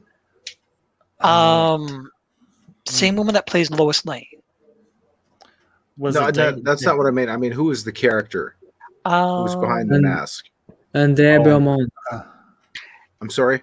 Andrea Belmont. Andrea Belmont. Okay. That's her. Okay. The college sweetheart of Bruce college sweetheart. Gotcha. So chatting, I mean, that's pretty much who she catches him during that scene talking to the grave. Yeah, and she's like, he's like, give me a sign. Tell me what I should do. And she's like, maybe they sent me. Right. No, that's a great scene. That just gives me chills every time I watch it. You also have the scene where Bruce was at a defining moment where he's either going to propose to her or stay Batman. right when they're on that cliffside. Yep. And of course, we all know what happens. Exactly. But I mean, what a great film! I mean, Your Angel of Death Awaits. A very interesting villain, the Phantasm, a character who I felt had a good plot twist. I didn't necessarily see it coming. You know, you have that great backstory where the Joker kills her dad, who was involved with the mafia. So, just a great movie, and I would say one of the more sinister Batman villains. I mean, the Phantasm was a creepy bad guy, and you had that. You had that weird soundtrack every time the Phantom would come on. That was almost like a. Yeah. Sorry. Talk. No, go ahead. And it took like 20, 30 years for them to finally bring the character to the comics in an Elseworld story, first of all. Oh, is the character now in the comics? Yeah, the Tom King Batman Catwoman miniseries is writing. Oh. He wrote the Phantasm there. Good. Well, that's good. Yeah, good. Excellent. Sorry, go ahead, Dennis. No, go ahead. It's okay. Reminds me of the lyric. It's gonna be very wild what I'm going to say, but every time I think of that movie, I remind of lyrics for the Tears, which is a song by the band Health for the soundtrack for Max Payne 3. There's one game I played, and they in this lyrics are about the wife and daughter of Max Payne talking to him like their spirits talking to him, leave us alone, let you be happy. It always reminded me of Batman when I heard that song. Like if you could search for the lyrics one these days, you're totally gonna think that's Batman. It's about Batman also, because it's about his parents talking to him saying, stop your crusade, like be happy, we don't want that for you. Because there's sort of a theme in the stories that his parents wouldn't have wanted him to be Batman. Like he wouldn't have liked him to be Batman, but he's forced himself into a situation. Yeah. Well, to kind of carry on with the thought that you had, Dennis, there's a musical cue for the Phantasm, or maybe it was Zach that said. I can't remember. Please correct me, gentlemen, because I'm trying to keep track of I just posted the musical cue. You can play it for us. It is at 1:15. That is the Phantasm theme song. Well, I'll make this comment and then I will.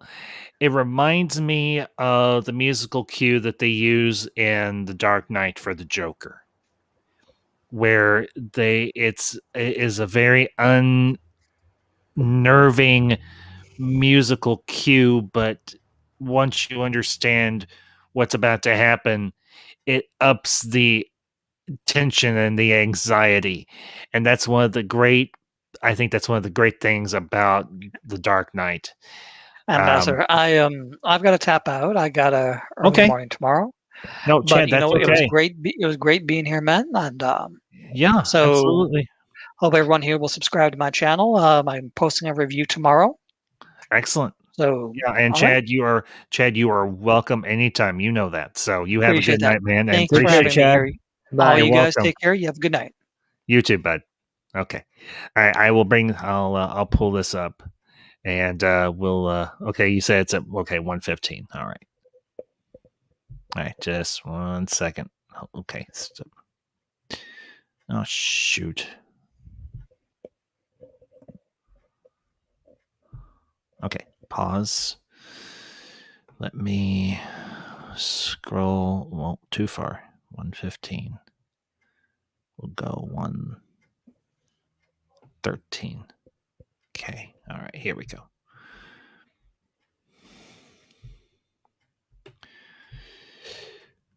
All right.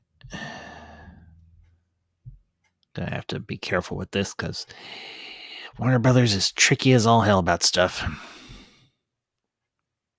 So, all right. Well, they can't take your money if you're not monetized. I think Universal's worse with copyright. Like I've known like some movie reviewers like a few years ago during like their Jurassic World Fallen Kingdom reviews were having trouble with Universal. Mm-hmm. Well, so far we're still up and running. So running those few little things that we ran didn't get us in trouble. So hopefully, more like this one either, because I'll play that I'll play that one little bit and then I'll stop it. So.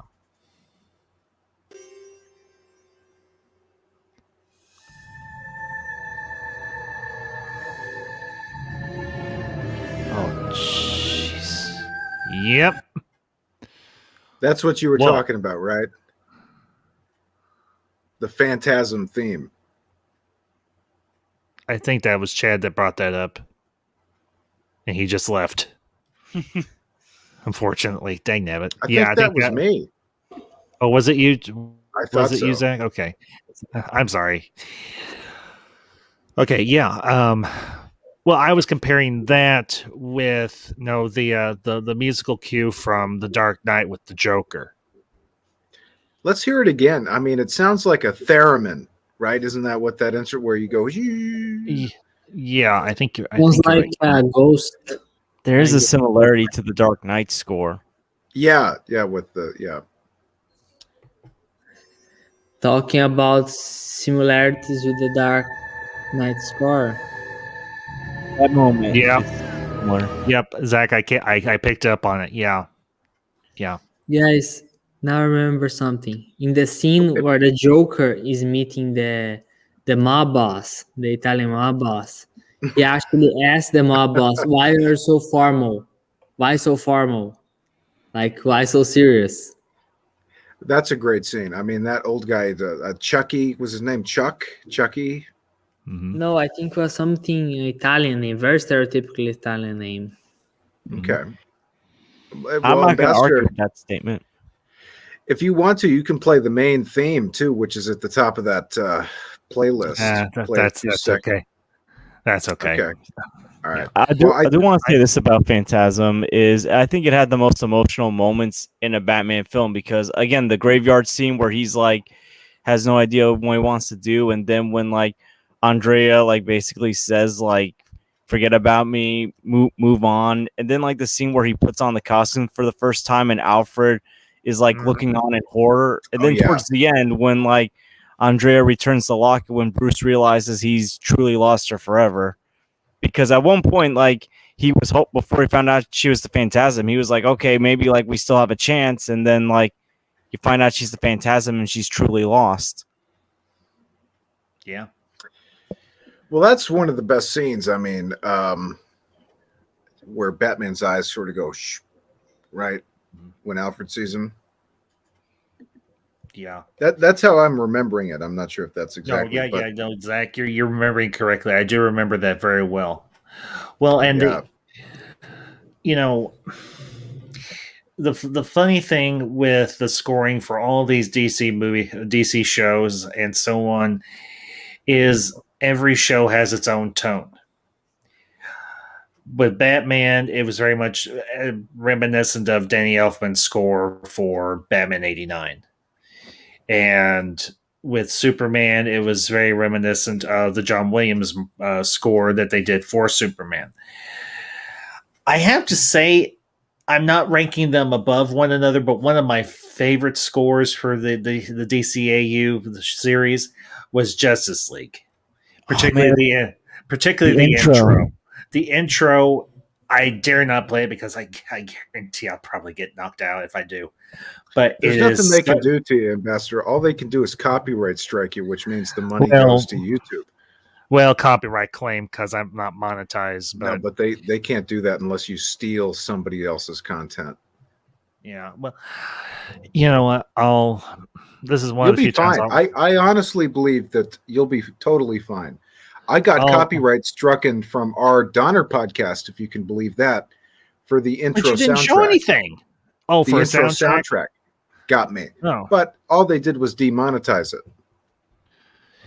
Well, I know that I can go back and I can remove a particular clip because it gives you that option if you have a copyright claim, and you can just keep the rest of the stream up. So I can just if anything kind of like that comes up, a claim is not bad. A strike is bad. Yeah, I know. I've gotten several claims. I've never gotten a single strike yet. So, Justice League animated There it is. Justice League Animated Series theme. Okay. Yeah, the theme's just too epic. Well, not to mention the I know that the CGI might be a little dated, but it's still beautiful. I still like it. It gave me goosebumps as a kid. It's just, I'm a grown ass man, and it gives me goosebumps. So give me a minute, guys. I'm a grown ass man. I'm 42 years old, and this. Oh, go away. I don't care right now. Go away. You know what gives me goosebumps every time? The Godfather theme. Oh, dude, don't get me started. I hear you. Well, it is the Godfather theme. I mean, there's no team more iconic, I guess. It is the Godfather theme.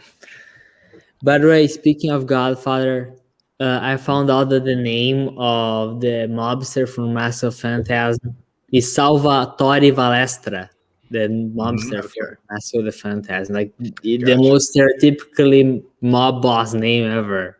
Well, he got killed horribly. I mean, I think they showed him the Joker killed him. Joking that the guy had the most mobster name ever. All right, let's hear some of this here.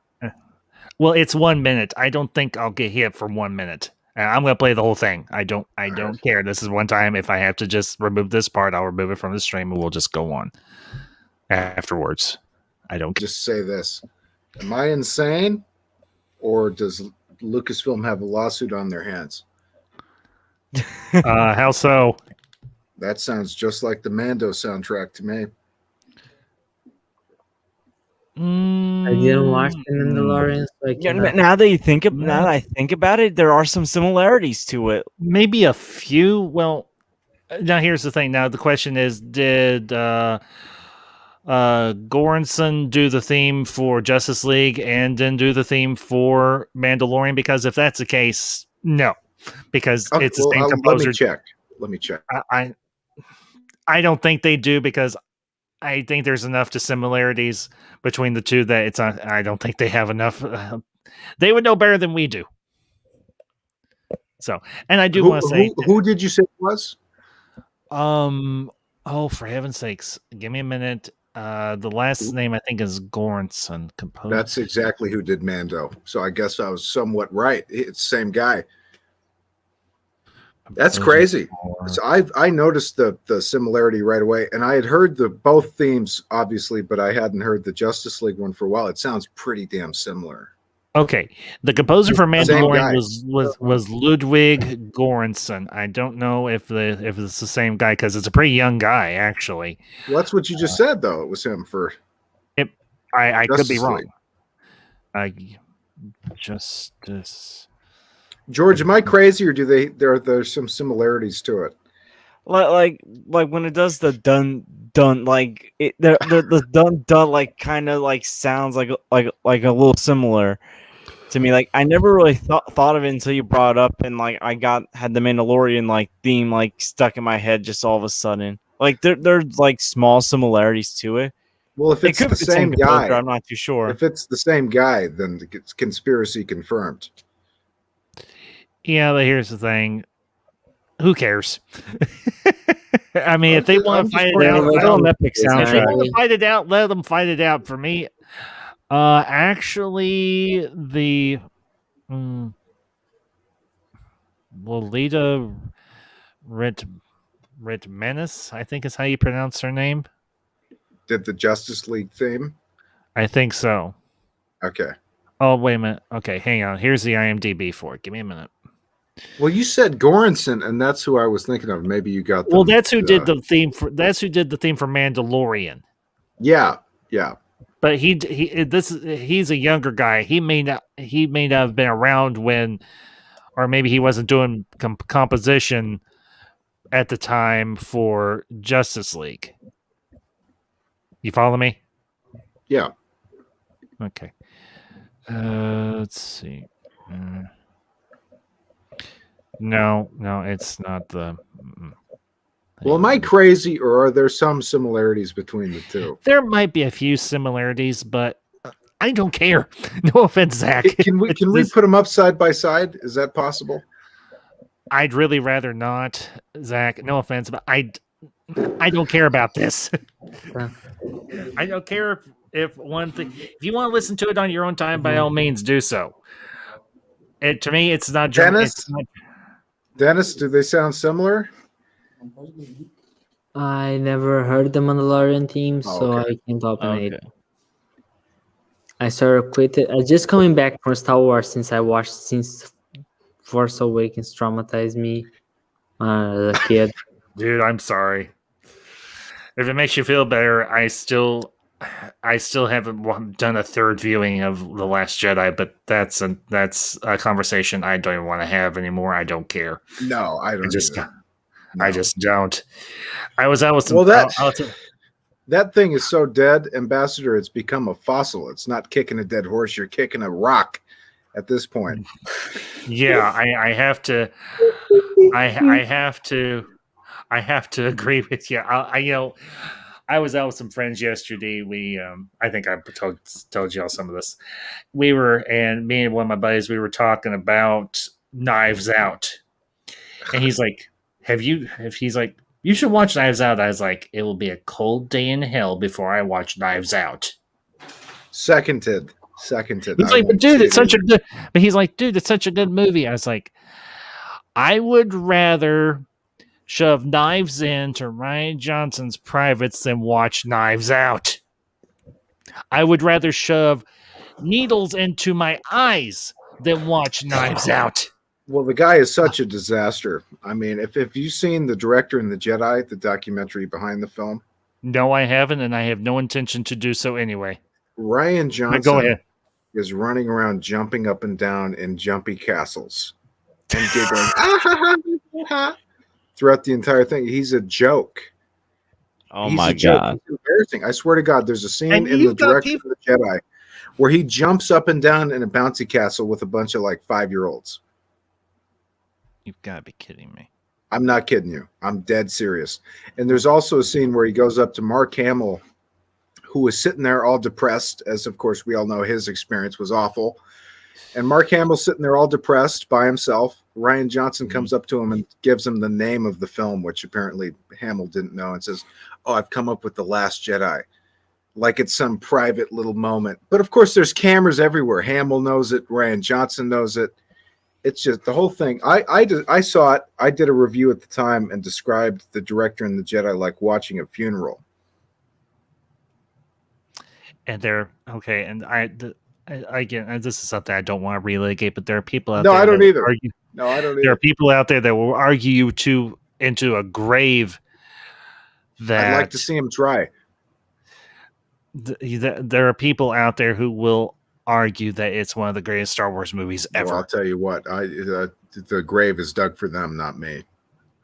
I've had this conversation, and I'll tell you what, I'm not fucking backing down. I didn't either. Look, even if you don't think Last Jedi is a bad movie, it's not one of the best Star Wars movies. Like, I know people who like the movie but are like, it's not even the best Star Wars movie. It's not even top 5. Yeah, but there are people out there, and let's get off this topic. I don't want to talk about it because at the end of the day, let's just finish like that. They should have done a Tron trilogy. Finish it. At the end of the day, Ambassador, anybody who would want to come up against me on that movie would be digging their own grave, not the other way around. I believe that. No, it's true. I believe that. I do. Well, as you know, Ambassador, I can get nasty. Yes, I know you can. And I respect you. I can get nasty too if I have to. I mean, I don't often like to go there, but I will go there. I will channel my grandmother, and you will not like me when I do it. Oh, my grandmother was. She gave no craps. She cared about her family. She cared about her grandkids. She cared about people in general. But you try and back her into a corner and make her acquiesce. She's gonna be like, a cold day in hell. that's when that kicks into me. So no, it's just I'd rather talk about DCAU tonight. I don't want to talk about too. Yeah. Let's move on to a more pleasant franchise. Let's move on. I'm just saying. Well, let me just say this: my title for my fan film is better than Last Jedi for Pete's sakes. And I busted my ass to come up with that title. I worked on it I was trying to figure it out for a better part of like a couple of weeks. I finally came up with a good title. That's not a bad title. Well, Unity of the Force. I still remember. Dude, I still remember the Star Wars fan, the Marvel fan, the DC fan. Actually, it was the opposite, but the DC fan, the Marvel fan, the Star Wars fan joke. Oh, that little quick video that I did. DC was really excited for the Snyder Cut and all. The Marvel, it was nice. Let me pull that up real quick because I really enjoyed doing that. I really enjoyed that one. It's a few months old, but I'll pull it up. Just give me a minute, guys. Talk amongst yourselves. Just give me a minute. Well, I think everybody could have come up with a better idea. I mean, I came up with a better idea. I think Ambassador played it once during one of our podcasts, but it's not that hard, guys. It's not that hard to come up with something better than what they did. I mean, it was almost amateur, which is the worst thing it can be. It's hard to even. They rushed the whole thing. They rushed picking a name. When they rushed the whole thing. Like they rushed everything. Like instead of doing the typical every 3 years, it was like, no, every 2 years for an episodic film, every year for a Star Wars film in general. Yeah, but people forget that they had, since when did George sell in 2014? 2012. Sooner, 2012. So they had 3 years to come up with a good idea, and they didn't do it. They had 3 years. I can just tell you, 3 years is plenty of time.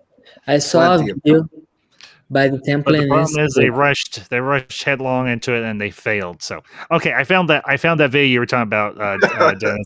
Give me just a minute. Let me put it in big screen so y'all can see it. See my ugly mug. And is it? Yeah, okay, it's up. All right, just wanted to make sure. 2 seconds. Oh, son of a! Hang on. Forgot to share the audio. Well, do that. When you look the plot of the sequels, Star Wars sequels, they make no sense. But like, they are just the. Sorry, stop. No, it's okay, Dennis. You're fine, man. No, I saw a video by the Institute how they say the plot, the backstory of the sequels makes no sense. It's just the entire video. They put every single plot, so it makes no sense, literally. Okay. All right, here it goes. And this is like 24 seconds. So DC fans, what did you get? We're getting the Snyder Cut, and it's awesome. Marvel fans, what did you all get? We got WandaVision. It was pretty good. Star Wars fans, what did you all get? We got a rock. Oh, yeah, we did. I mean, what a disaster. I mean, it just turned out to be a fucking rock. There was nothing to it. We're going to introduce a new character. It's a rock. What are we even talking about? It's a rock. Is that not the dumbest thing you've ever heard in your whole life? Yes. I mean, I came up with original characters. One's an Arcanian. It's not that hard. It's not that hard. That's all I did is I went back into the lore of the Star Wars universe. I came up with an Arcanian. I went with a group of Chiss. I went with ancestors of characters from the series. I've got a Maydeen in here. I've got a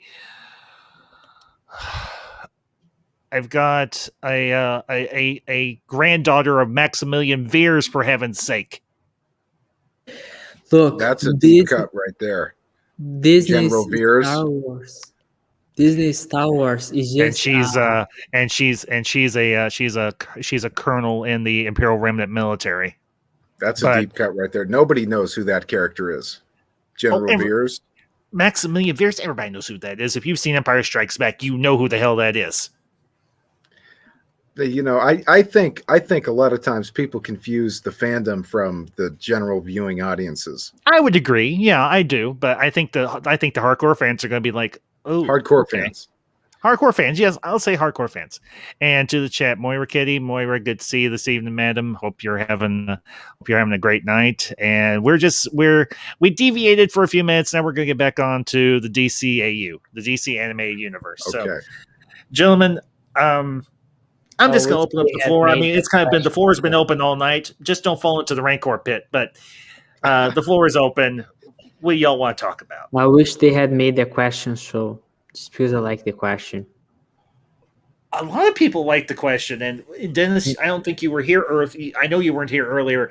The actor who did the voice of the question actually did the voice of Scarecrow for the new Batman Adventures when they did the animation change. Interesting. So, but there was a rumor I heard that after Justice League Unlimited, if they had continued, they would make a show about the question. I would have been okay with that. I think he was an interesting character. Do I think he could have carried his own series? That's the question. That's the real question. That's the real question. This guy. I'm going to say no. This guy over here. I'm going to say probably not. Good character, sure, but I mean, carry his own series. I would have liked to have seen an animated Flash show. That's another one. I'm not a particular fan of the Flash series on Netflix. I don't know who. I think probably some of you guys are. I don't follow the CW stuff really. I really don't follow that universe. Me neither. I mean, I just the only CW shows I ever watched or show that I ever watched was actually Smallville. If it was considered CW, I think it was. That was the only one I watched with any regularity. But after a while, I stopped watching. It was at the start, but it's not related to the main Arrowverse. That's the CW, the current CW thing. Because at the time, the CW actually make good stuff instead of making lazy shit. Well, they basically shot themselves in the foot by hiring a different guy to play the Flash. If they wanted to connect everything, they could have done it. But they hired a totally different guy after doing the Flash for what, 2, 3, 4 years? Mm-hmm. Well, now let me ask you all this. What did y'all think of the Flash in the animated series or the animated movies, particularly with Justice League and with the one Flash movie that I know they've done, and that was the Flashpoint Paradox? What did y'all think of the Flash in those particular pieces? He was good. He was kind of funny at times and competent, which I like. I like that he was a competent character. Yes. I have to wholeheartedly agree. I think one of my greatest, most everybody will probably know this particular scene.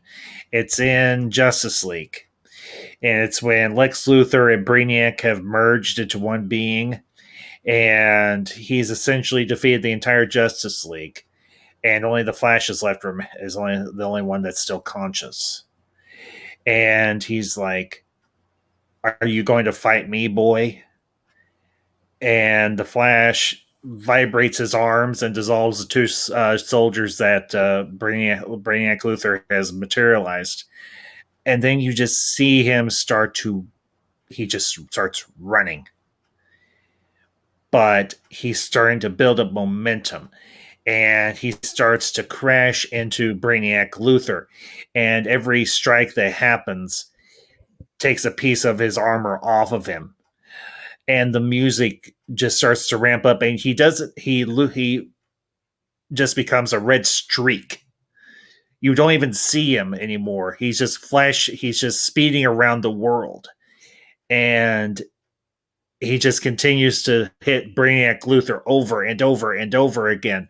And then once he gets him where he can take him out, the music just absolutely crescendos, and it's a beautiful scene. But after that, he disappears and he becomes one with the Speed Force.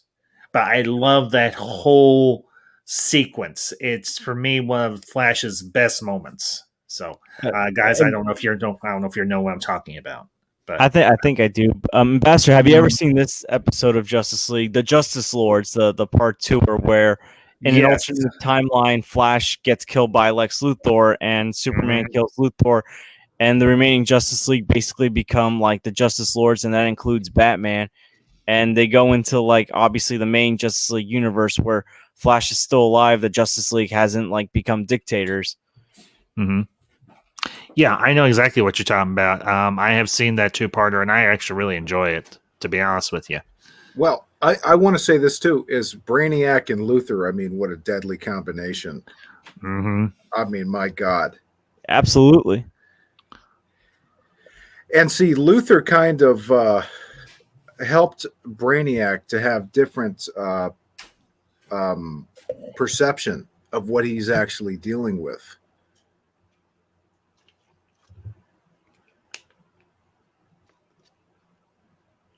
I mean, we're talking about, you know, 2 totally different entities.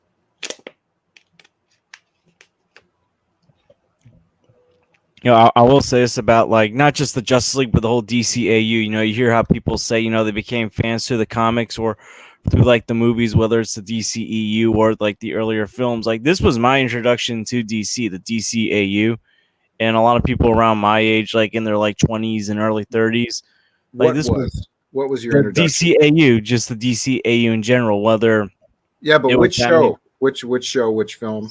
So for me, I would say because I wasn't around when Batman the Animated Series came out, probably Superman the Animated Series, the new Batman Adventures and Batman Beyond, Justice League. I did watch a lot of Batman the Animated Series like reruns because they were either on Cartoon Network or now deceased Kids Network for kids. Like they would be on like one of those 2 channels or both. Mm-hmm. Well, that's good. I didn't know they were still running those. Are they? Well, now they're like on HBO Max, but when I was like a kid at the time, so Justice League I remember would be on this Cartoon Network, primarily Toonami, which was where a lot of like anime and action cartoons would be on. And I know like sometimes they would also go on 4Kids. So 4Kids was essentially like the kids network on the CW, like during like the afternoon on weekdays and the mornings on Saturdays. And that was kind of like similar to Toonami because it would have like anime, but it wasn't like obviously dark anime. It was like more lighthearted anime, like DBZ. So basically, like that was where I would get to watch, you know, Static Shock. Static Shock, I think, was more of a 4Kids thing, and Justice League was more on Cartoon Network. It was, yeah. Well, I'm going to bring something up. I think that's going to be very disturbing to the panel. Teen Titans Go. Oh my God! Don't get me started. I love the original Teen Titans. I cannot stand Teen Titans Go. Zach, let me ask you, what's your position on Teen Titans Go? I think it's a total disaster, and I think that children deserve a little bit better and don't need to be coddled as much as they. We certainly weren't. No. Here's the thing. I don't mind parody, but I want funny parody of superhero. It's not parody, shows. George. It's no, like if they're trying to make it like a parody of Teen Titans, it's not even funny parody. No, it's not a parody, George. It is the same show designed for a modern audience. Honestly, I enjoyed Teen Titans. I did. I thought it was a very entertaining show. I tried to watch Teen Titans Go. I couldn't. There you go.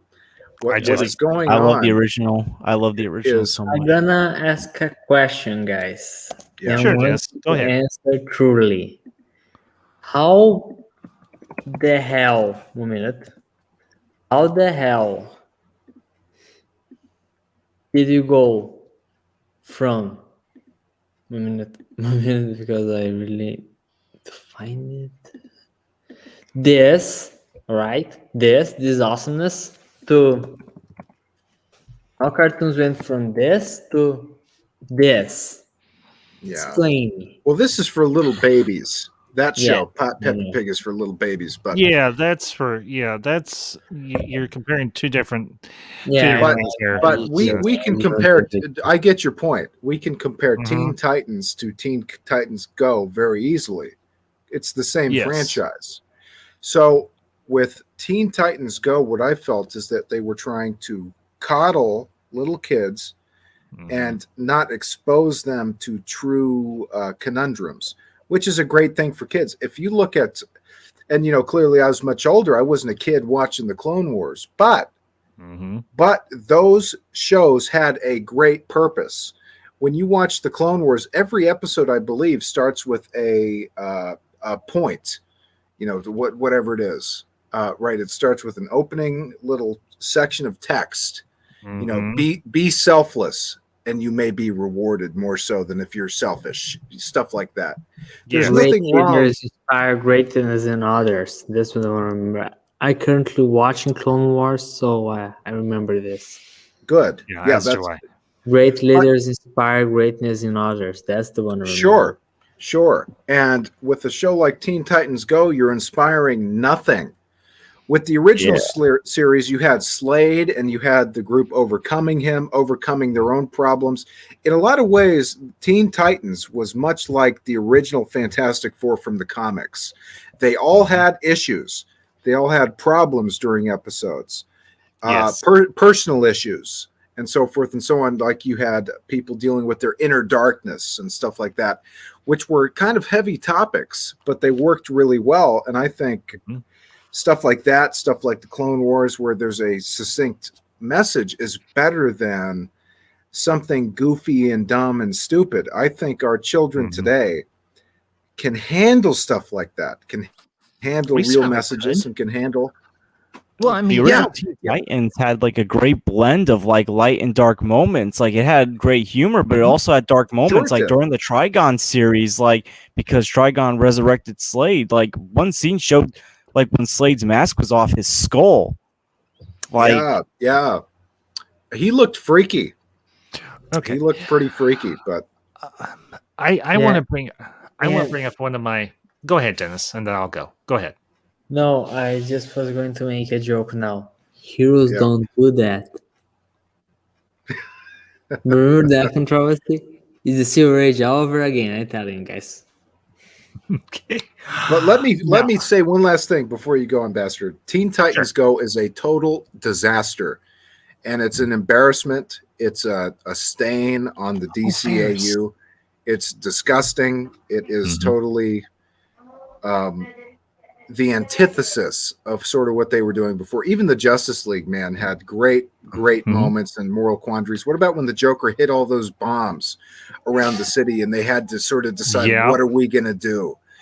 So it's like there's none of that in Teen Titans Go at all. I have to agree. And Ferris, welcome. Good to see you again, bud. How you doing? Hey, Ambassador. Hey, George. Hey, Zach. And hey, Dennis. How you guys doing? I'm doing great. Good. Fine. Good. Excellent. Good. We've been going for a while now, talking DCAU. My man, the floor is yours. What would you like to discuss? Well, as usual, I like to discuss my first experience with DCAU. I think, I think like for most anyone who experienced with the first DCAU with Batman the Animated Series was, of course, the 90s. And of course, the 90s were like a time where animation like ruled Saturday morning. And believe me, okay, my first experience with Batman the Animated Series, watching it from the Fox Kids channel, and of course, along with the other like Warner Brothers animation like Tiny Toons, Animaniacs. I think those were the times where like we didn't know like when animation like would rule like 90 Saturday morning, and everyone would be watching. And believe me, I was still like maybe like before entering my kindergarten, I was still like watching a lot of cartoons growing up, from not just Fox Kids, but also like when like Kids WB came along like around 95, and then I still like go back and forth like between Fox Kids and Kids WB, because of course Warner Brothers own DC Comics, and of course they would have to put like their DC animated shows onto Kids WB. I would be watching there, and of course I would be watching like in Cartoon Network. And my first experience with Batman the Animated Series, of course, was the first episode. I guess it was the Man-Bat episode, was it? There are different. Okay, the chronological order I go from is actually the one I know there is a different one. There's an official one, but the one that I go off of is how they have it ordered on HBO Max, which the first episode and the first episodes I remember watching was actually The Cat and the Claw that dealt with Catwoman and Red Claw, which was actually a manufactured villain for the series, who would make a appearance, I think, at the end of season 1 or season 2. I can't remember which, in The Stag and the Unicorn, which was actually an Alfred centered episode. But Ferris, go ahead. Yeah, so the Man-Bat episode was like my first experience, and believe it or not, I didn't know that like 90s, a 90s Batman animated show would be dark, like based on the Burton movies. And believe me, like my first experience with with DC, of course, was in animation with Batman the Animated Series. It's like my first introduction to the character, before I go watching the movies, by Tim Burton and then by Joel Schumacher. And when I watched those two films, and I felt like, okay, I think like this animated show is really based on Burton's world. I know it won't, it doesn't have that much of a connection, but the tone and the aesthetics is really inspired by Tim Burton's world, and it really did work in the animation world in the first ever DC animated universe show. So that was like the first time I got experience with Batman the Animated Series. So I get to watch like all the episodes, like whenever there's a rerun, I would watch a rerun. So so after that, like as a kid, like loving that character, of course I would go like buy the merchandises. I would go like Toys R Us, getting the action figures. I'm pretty sure you guys get a lot of the action figures from Batman the Animated Series, and I also buy like some of the merchandise. Like I was still like maybe around 3 or 4, and I went to the Warner Brothers studio stores. You guys remember the Warner Brothers studio stores in the 90s? No, there wasn't one where I lived, unfortunately. I went to one like when it was in the Staten Island Mall when I went to visit my grandmother, but it was like a one-time visit, I think. Yeah, me too. Because I was in the East Coast for 4 or 5 years in New York City, and I did get to visit like the Warner Brothers studio store in like Fifth Avenue. So yeah, it was such a great experience. So yeah, rest in peace to that store. So that was like first experience with Batman the Animated Series. Getting a lot of the figures. I think like that character of Batman in the animated series is like becoming so complex. Like everybody fell in love with it. Believe me, I fell in love with it. It's what got me into comic books, and it got me into the movies as well, and learning more about the characters. My first, believe it or not, like my first comic book was was Frank Miller's Batman Year One, and of course it's a good one. That's a good exactly. place to start. Yeah, I actually think it might be a little bit better than Dark Knight Returns, which is hard to believe. It's my favorite. Yeah, because it was my first as well. I think like Frank Miller's I think Frank Miller's Batman Year One, of course, is in my opinion, is like probably canon.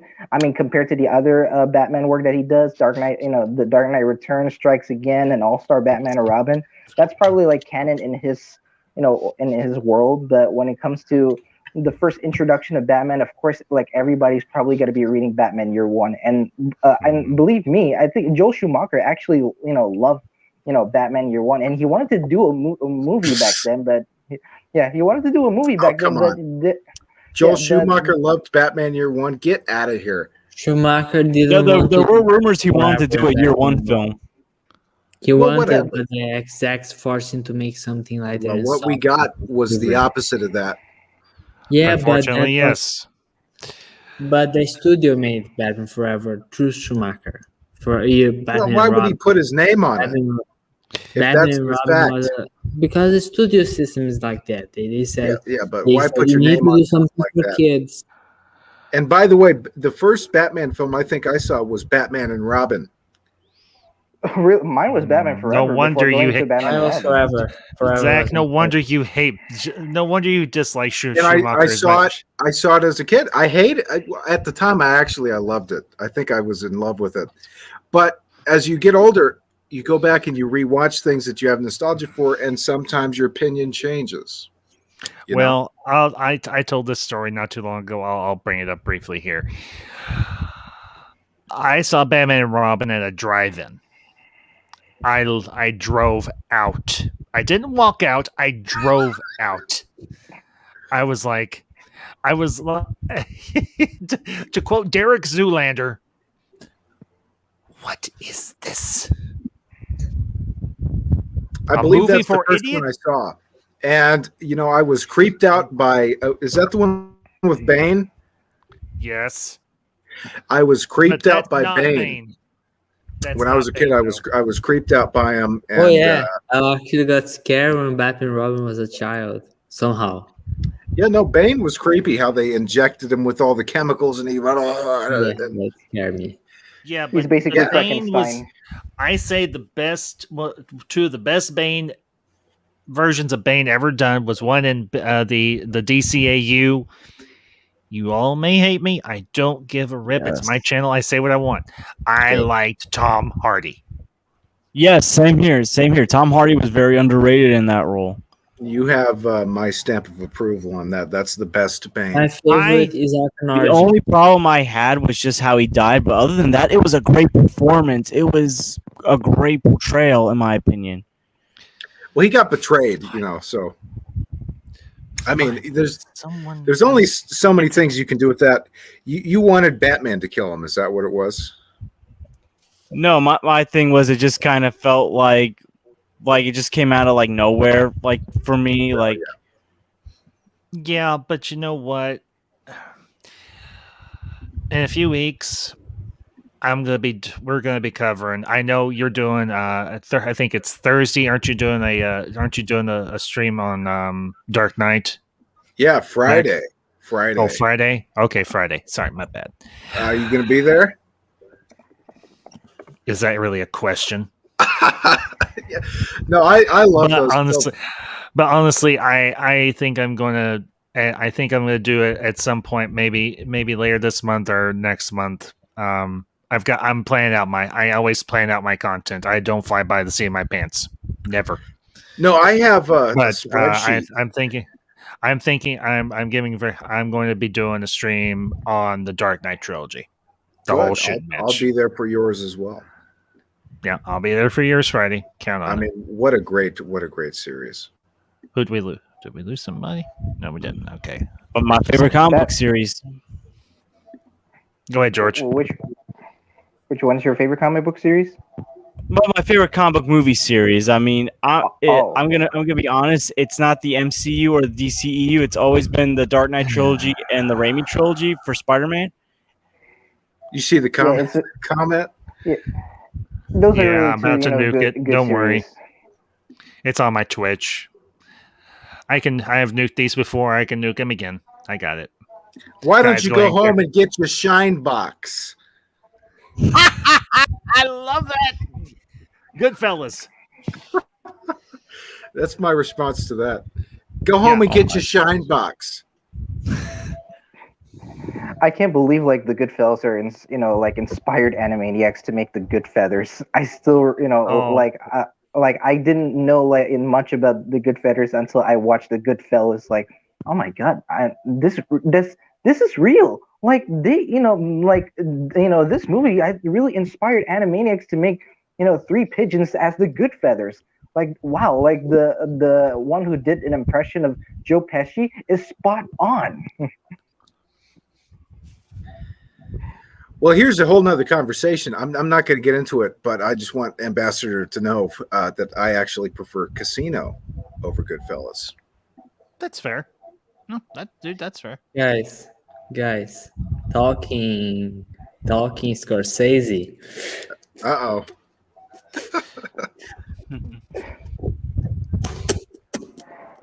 What do you think? You look like him? The Departed. That I Jack like The Nicholson Departed a impersonates lot. a rat. I love that movie, but Jack Nicholson impersonating a rat. I don't want to be a product of my environment. I want my environment to be a product of me. Give me Shelter starts playing because it's Scorsese movie. And Scorsese movies always have good soundtrack. Well, let me ask you guys this. I mean, why don't we could say DC just to keep it accurate to the podcast, but why don't DC and some of these other properties, Star Wars, Marvel, why don't they play songs? I mean, it's mainly in a soundtrack, but I think aside from Guardians, I mean, that's kind of your example of something a little bit different, but most of them don't play established music. Well, I mean, what do you think the thing about that is? I have no idea. I love but there's this tradition because superhero movies always had the original score, so nobody wants to take the risk. But when we really stop thinking about it, for example, Smallville had Save Me, and that's just as iconic as John Williams' theme by this point amongst fans of Smallville. So I don't know. Dennis, what exactly is this that you're showing us? Oh, Batman versus Bane.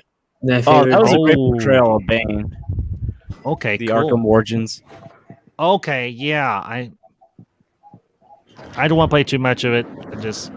You may think I'm being overly cautious, but this one. Wow. Nice. I actually remember. He's mine, remember, you gave your word. And I was waiting. I like that. Waiting for this moment. With your death, I will find peace. Okay, Dennis, can you shut that? You know what? I'm not a fan, to be honest with you, of the wrestler Bane, and I'm very familiar with the character. I just don't like it. Now, I mean, there's certain ways to adapt. Yeah. Now but he's like the character in that version is like a Mexican wrestler Bane. Yeah, I get what you're saying. Not to be, there's no comment on that whatsoever. It's just that I prefer him to be a mercenary, not a wrestler. Yes, I agree. Yeah, I get her well, point. Let me ask you this, Zach, real quick. What did you think of the Bane in the animated series? Batman animated series. Yeah, I liked him. I did like him. I mean, but I think if we're talking in terms of the defining performance, and we've talked about Luthor, we've talked about Joker. For me, the defining performance is the Dark Knight Rises performance. But yes, I definitely like the Bane in the animated series better than Batman and Robin. Well, that's not hard. That's not hard at all. That's as low of a benchmark as you can get. Batman and Robin had Hulk. This guy's as Bane. Yeah, but the animated series version, was sort of interesting. I mean, the episodes that were focused a little bit around him were definitely interesting. He's an interesting character, always has been, and you have these great episodes that sort of center around certain villains, and like the Two-Face one. Oh, I was going to bring that up. Go ahead, Zach. Oh, well, when you have these episodes that center around a certain villain and some that dive a little bit into the backstory, I think are some of your strongest episodes throughout the show. I agree. I have to say the Two-Face two-parter.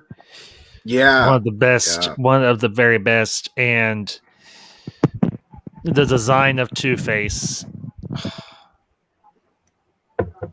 It's beautiful. It's beautifully it's beautifully horrific. Well, the scene in the hospital might be the best scene when the lightning flashes. Yeah. I know exactly what you're talking about, Zach. But here's another favorite Two-Face scene of mine, and I'm sorry to go back to it, and please bring me back to this arc, but the scene from Dark Knight Returns, where he's been cured of his disfigurement and now sees himself as fully the disfigurement. I mean, that's pretty powerful. Yes. That seems amazing. Yeah, I get that.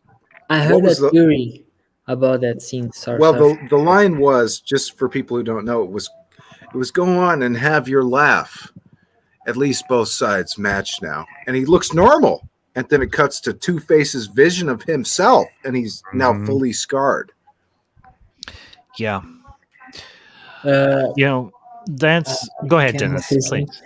Go ahead. The way I see that scene is that they are saying, like, the scarred side of Harvey Dent in the normal side of Two-Face. No, the Harvey Dent was the hurting hero, the scarred, the hero hidden behind the scars, hiding shame of what he had done. Mm-hmm. So the scarred side represented Harvey Dent, not the normal side. His good side had been overtaken. Yeah. Ambassador, I'm gonna bounce, but before I do, I just want to say this about the DCAU, and it adds to my experience and Ferris's experience. The DCAU, I think, created a lot of DC fans.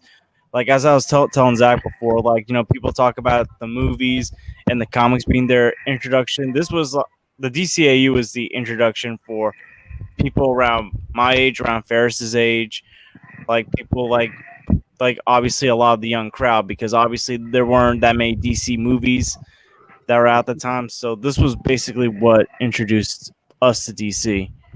Yes. And I think that's the importance of it. Like, that's why it's so important to many like DC fans even today. And I just got to say to you, George, and for the DCAU is basically like a blueprint to like every studio for to make franchises. And of course it did with the Arrowverse, or maybe DC TV as I like to call, and of course to the MCU. And I'll never get over like why is Warner Brothers Studios, like the movie basically couldn't replicate the success that the end like what Warner Brothers Animation did. I mean, it's basically like one company. Of anything, they couldn't replicate what they had done in any way, shape, or form. Yeah, again, Tim, the guy. Not to cut you off. Not to cut you off. Please continue. But they couldn't replicate anything, right? Not really. Okay. George, go ahead. You had the last word, and then. Well, I think Ferris was still going. I wasn't intending to. I didn't mean to cut him off. I was trying to add to it. Okay. Yeah, that's okay, Zach. Yeah, so I'll never get I'll never understand like why Warner Brothers Studios, the movie basically like couldn't replicate this blueprint, the success. I mean, you have good IPs for the movie, and you have to you have to do something with it to bring like mainstream audiences and to know about these DC characters. Yeah. These DC characters. They wanted to play catch up with Marvel. That's simple. Yeah, exactly. That's that reality. And didn't want to do their own thing. Never works. That never works. Trying to rip off someone else style never works. Well, they have their IPs like since the very beginning. They could have done like we could have had like maybe Christopher Reeve and Michael Keaton meeting up together, or maybe like Brandon Routh or Christian Bale meeting up together as Batman and Superman. I think that would be possible, because you really think the real Superman movie had already tanked when Burton movies came along, and that was sort of hated by the critics when Batman Returns came out, because it's cheating. Oh yeah, I remember that. So and so I don't think it would be possible. Brandon Routh's Superman movie was a disaster. That's the way I see it.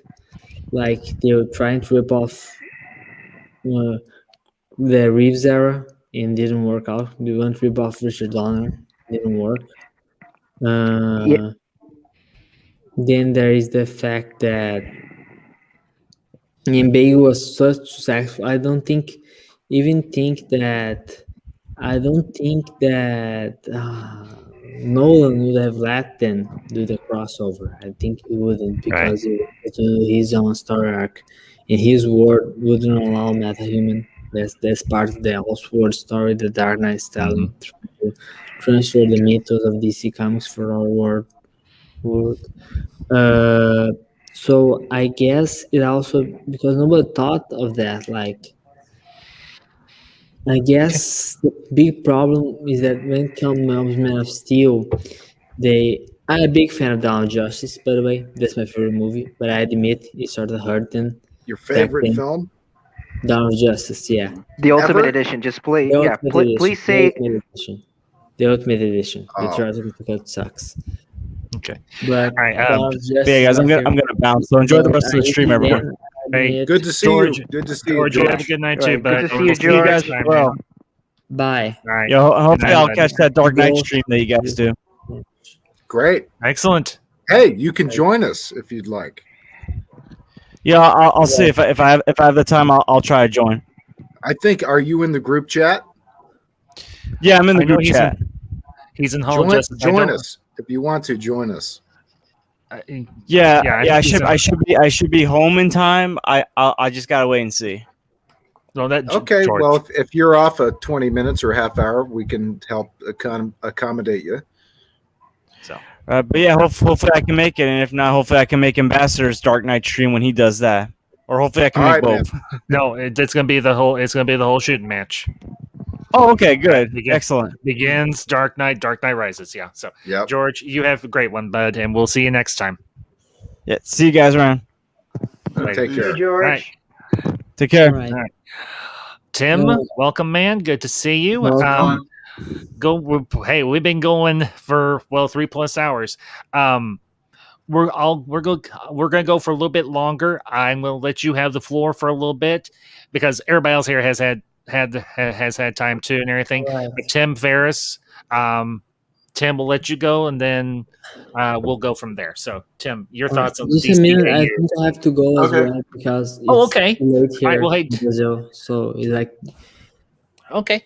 Well, Dennis, thank you for coming in tonight, man. You gave a lot of good. for letting me in. You're welcome, man. You're welcome anytime. Thank you for being here, and we'll see you next time. Bye. Good Bye. to see you. Later. So, all right, Tim, the floor is yours. DCAU. All right. Yeah, I just want to apologize. I was working on some TikTok videos, been editing. I did a video tonight where I did 5 different cosplays. So I've been editing those or whatever, trying to make them seem like it's flows well, because you'd never want to stagnate on one scene or whatever. Exactly. So, but yeah, I kind of slacked a little bit last night and the last couple of days. So I was like, all right, I went to my first ever acting workshop or whatever in person. Now I've been to acting workshops, but since after the whole pandemic, it was a really good feeling going in person to meet with people and integrate with people. But all right, so yes, the Batman series was ahead of its time in the 90s. I actually watched it a couple years ago. I was like, dang, man, this was really dark, for the time. And then as when I was a kid, I didn't even realize a lot of those cues or sexual things in it. Even the tone of it. And then the time it got to DC Unlimited, whatever, the banter back and forth with Green Arrow. Unlimited. Yeah, dude, there was obvious, they weren't even coy anymore. There was obvious dialogue that I was like, oh, hello there. Especially between Black Widow, or not Black Widow, but what's her face? Green Arrow's Black Canary. Black Canary. Yeah. Black Canary has always been Catwoman to Batman. So Catwoman's always been to Batman, and then you got Green Arrow to Black Canary for that dynamic. Kind of similar, but I mean not 100%. But what I'm saying is that was a good golden era of animated series. I feel like they haven't really captured it. I really would like them to bring it back. I've actually seen all the newer stuff as well. They actually even tried to bring back the original type Batman, with the POW, when you see it on the screen, they do a punch and said "pow" or whatever. It was called something else. I can't remember it. That tells you how Batman the Brave and the Bold. Yeah, I know. I watched that, and then they had I don't even after that they came up with something new.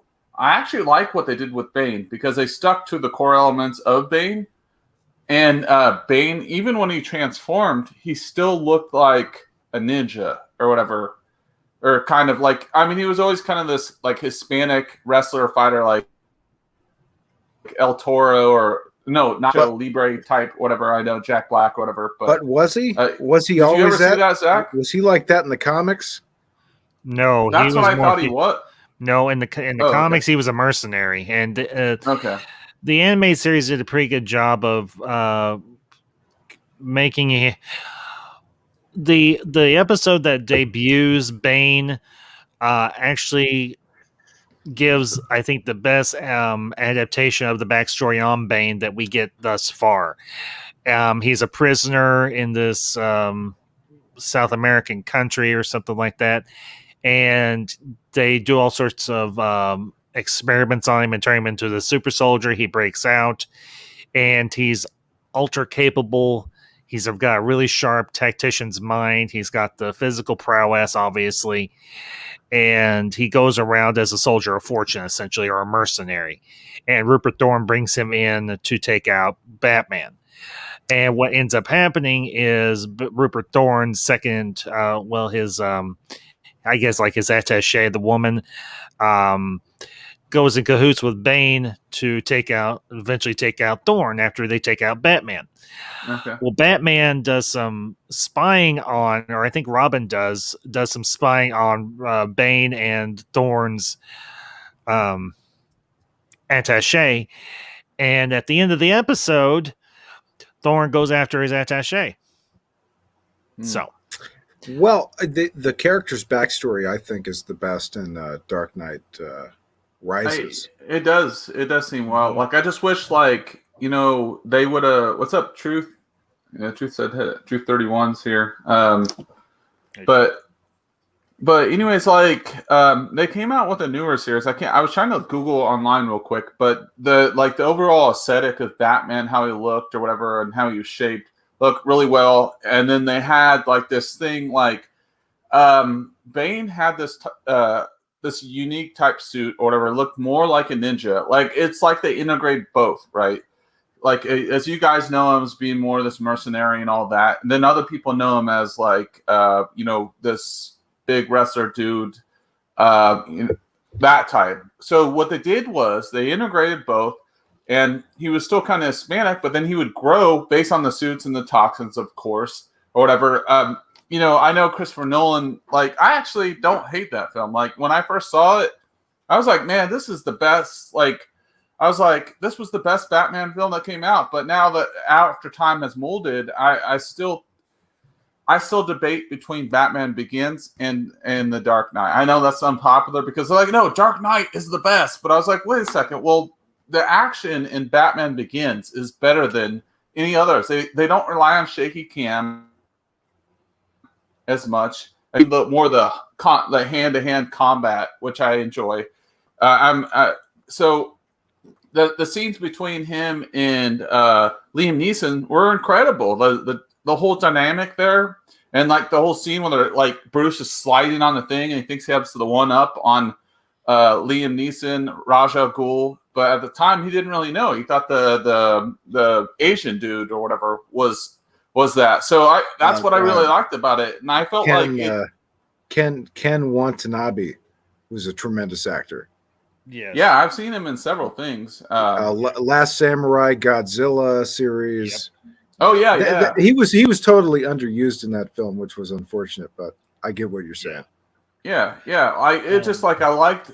It wasn't like so predictable, and this was like the first film that told me was like, as far as superhero films, like Spider-Man, like 1 and 2 were definitely solid or whatever. They really were setting the bars, like, and then like X-Men 1 and 2 were really doing a good job, but this one just like really like, with the sound score of Hans Zimmer, man, just like feeling it. Like when I go to the gym and I put on Hans Zimmer score and I'm hitting the bag, I feel like Batman. Like if and you can listen to the whole score, and you can like recognize what scene you're in. Like, at least for me, they did a good job on it. So I think I can put this debate or question to rest right now. The Dark Knight is better. Yeah, I go back and forth. It depends on my mood. Honestly. Now, to kind of wrap this back around to the DCAU, I have to say what. Well, let me get Ambassador and Ferris. Dark Knight or Batman Begins. Ferris, go ahead, bud. I think The Dark Knight, is a really good movie. As much as I love Batman Begins, but I think The Dark Knight has a more complex story and a really good villain. Yeah, I have to agree. Yeah, I'm the same way. I guess Batman Begins has a better Batman performance, but in the second film, it's overshadowed by Heath Ledger's performance because it's that incredible.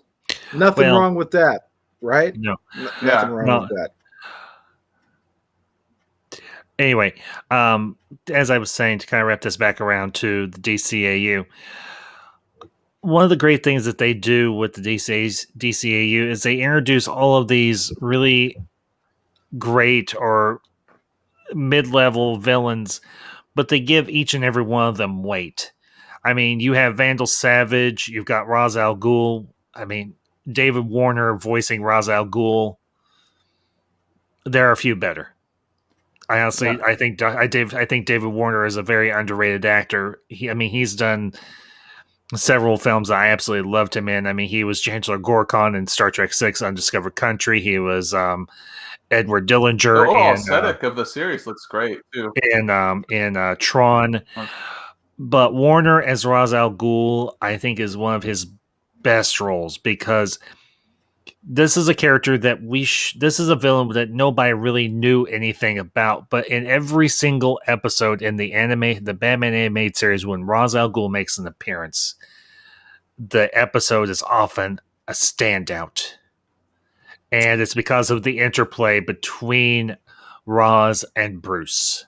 Well, I would argue that the best Ra's is Liam Neeson. Well, we're talking about the animated.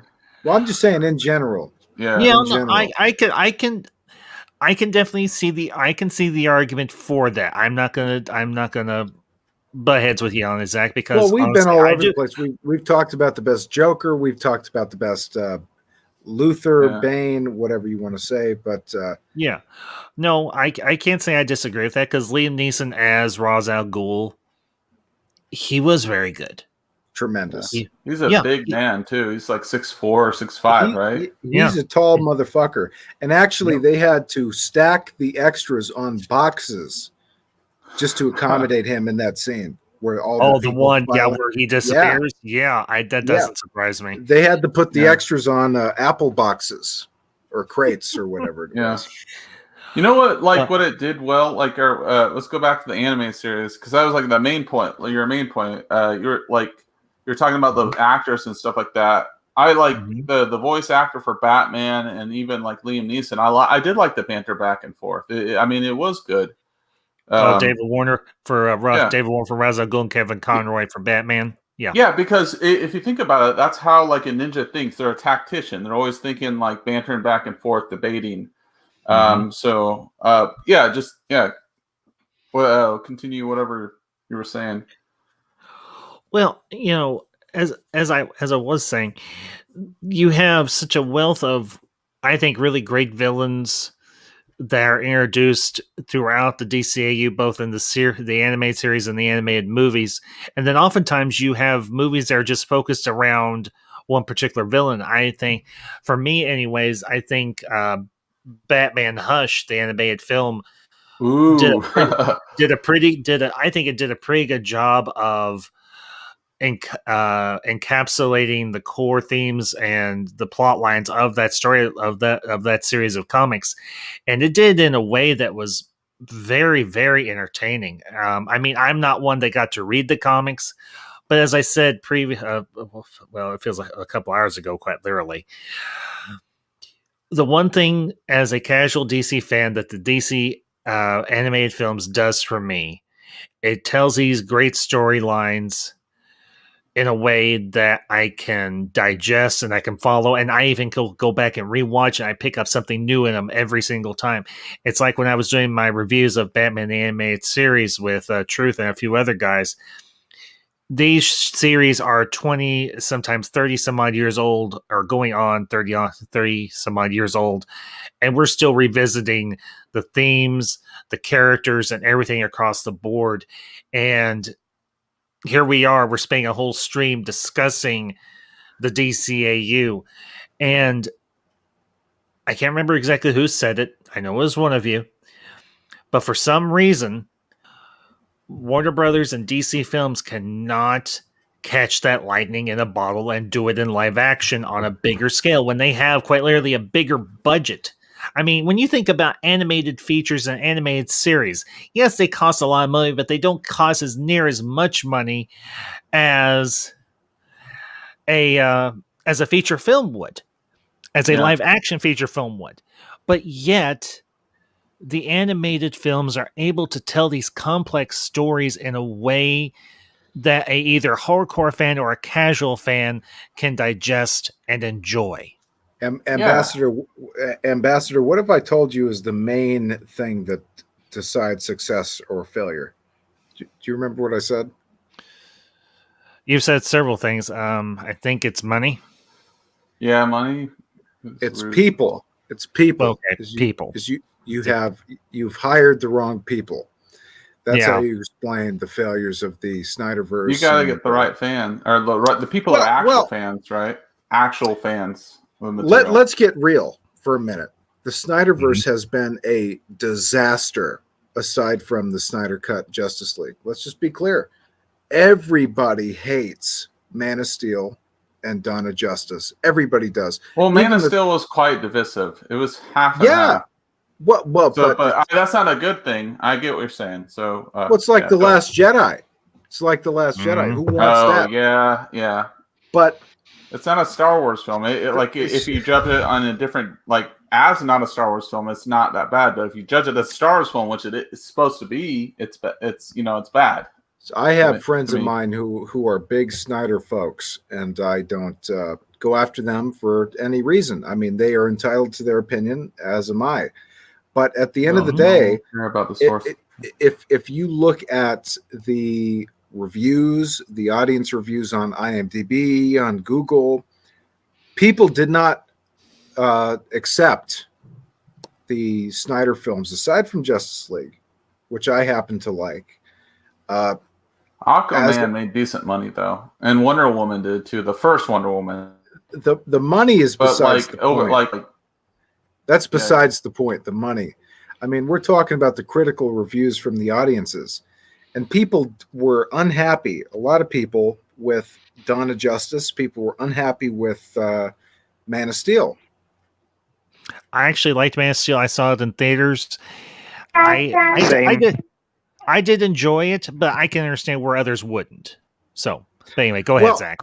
But Ambassador, you saw the reviews. You saw what people were saying. People who no, I didn't. Oh, you didn't? No, I didn't.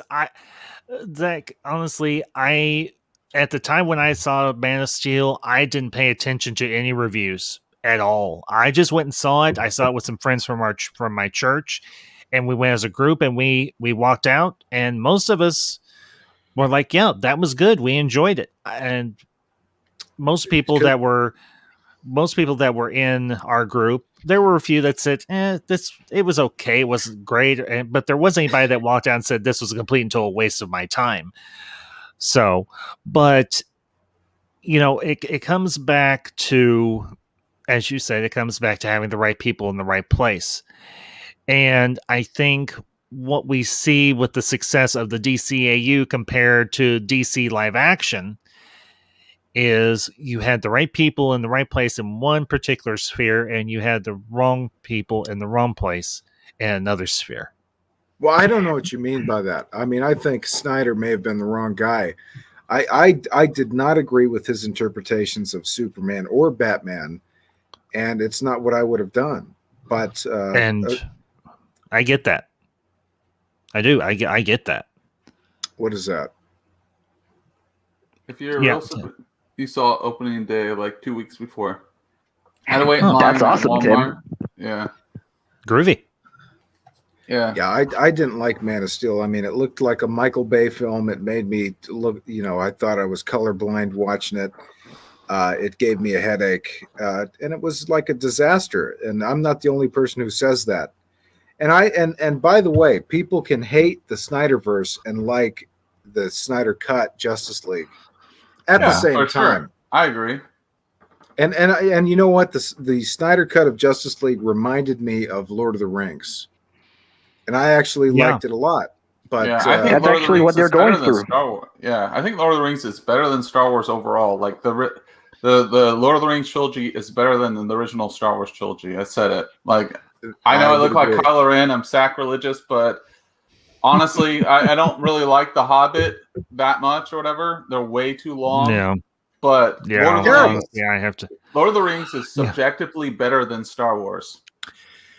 It's Well, more of a popcorn film. It's more of a popcorn. Well, the thing, like Fast and Furious. So I don't care about Fast and Furious. The thing I will say, family, man. The thing I will say about the comment I will make about what you said, Tim, is these are two different types of universes. One is science fiction / fantasy. The other was pure fantasy. One is based on let's be candid, a beloved series of books by a beloved author, J.R.R. Tolkien, John Ronald Reuel Tolkien. Yeah. The other is the brainchild of George Lucas, who pulled his inspiration for these movies from all sorts of influences. Am I going to say one's better than the other? I hope I'm using the right terminology. I believe I am. Subjective. That's subjective, and that's fair. I am a hardcore Star Wars fan, but I also do love Lord of the Rings. So you know anyway. what? I think I can back up Tim's point on this. Is that Return of the Jedi was highly criticized, and yet Return of the King won an Oscar for Best Picture. Yeah. And it deserved it. It did, but any way you look at it, I mean, people did not like the Ewoks back in the day. I like the Ewoks. They never bothered me, but I was like 6 or 7 years old at the time when I saw Return of the Jedi. So, but they even didn't bother me as I got older. So, well, I mean, you have problems with it, but the Lord of the Rings never really did have problems. Yeah. Not particularly, no. I can't think of a single problem from Lord of the Rings. The pacing is really well on Lord of the Rings. I rewatched them, and I watched the original cuts of all the movies in a watch party, and I was like, it was cool seeing like the more like practical effects and not retouch up thing in the original vision or whatever. I feel like they kind of still hold up. I mean, Zach has worked in the special effects department, or probably wouldn't think it, but no, I was like, I watched all of them. I was like, yeah, Lord of the Rings to me is just subjectively better. And then like the first three, they're just like, they don't seem like they drag on. They really build a emotion between Sam and what's his face, like Frodo. Sam and Frodo. Yeah, Sam and Frodo. You feel it really. Smeagol struggle. Aragorn and Aragorn. Yeah, yeah, I'm butchering it, but like I didn't read the books though. But I just like I watch them, and I'm just like I played the video games growing up, and I was like I always dug that. I don't know that feel. I've always been like an epic type guy, right? Like I loved movies like Gladiator or 300. Gladiator is one of my favorite movies of Russell Crowe. 300 is tough. I mean, that's kind of it's more of a popcorn flick, but Gladiator is more of like the Oscar flick, right? That's the difference between 300. Star Wars before you showed up, I made the comparison between Michael Bay and Snyder. No, and Zack Snyder. I think those are totally they're fair both popcorn guys. Both popcorn guys, right? Yeah. But neither one are critical guys. Yeah, when I say that, like, I mean they aren't like they're not critical guys. Popcorn means like they're not trying to win an Oscar. They're just trying to make a movie experience film. They're trying not to entertain the audience. Yeah, they're not a Chris Nolan. They're not a Spielberg. They're not a Tarantino. They're not like those type of like directors, right? Well, I would say even those guys that you just listed, Tim, and they've done movies that weren't necessarily critical hits, but the general audience reception was very positive by and large. Yeah. So, it depends. It depends on how you look at it. I mean, yeah, Batman v Superman got crushed. I mean, can we pull up the numbers on that? It was at least 50-50. Honestly, I want around 800 million, I think. To be fair, Zach, what do you? That. Tim, real quick, Zach, where do you want the score from? Do you want it from Metacritic? Do you want it from Rotten Tomatoes? What? So I wanted it from Google. Yeah. Oh, okay. Just critical score for BVS. Okay, I can do that. Yeah. In terms of audience. But go ahead, guys. Whoever was. Okay. To be fair, like I walked out of BVS with my old boss. He has like stacks and stacks of comic books. He's a hardcore purist, and I'm more like a general movie going person that's watched like mine's based on going to see the series and stuff. And I do own some comics, but I'm not like super deep into it. Batman's my favorite like character out of both Marvel and DC. So I even had the discussion with him afterwards, and we saw it with my other buddy. That he was like, "Oh yeah, I thought it was all right. I thought it was a good film." And then I was like, "No, I didn't think it was a good film." I was like, "I thought it was a hot mess." And then my other my buddy that has all these comic books, he was just kind of like, "Yeah, you know what I'm talking about." But I was like, "Yeah," I was like, "I'm a big fan of Dragon Ball Z, and I know all that crap."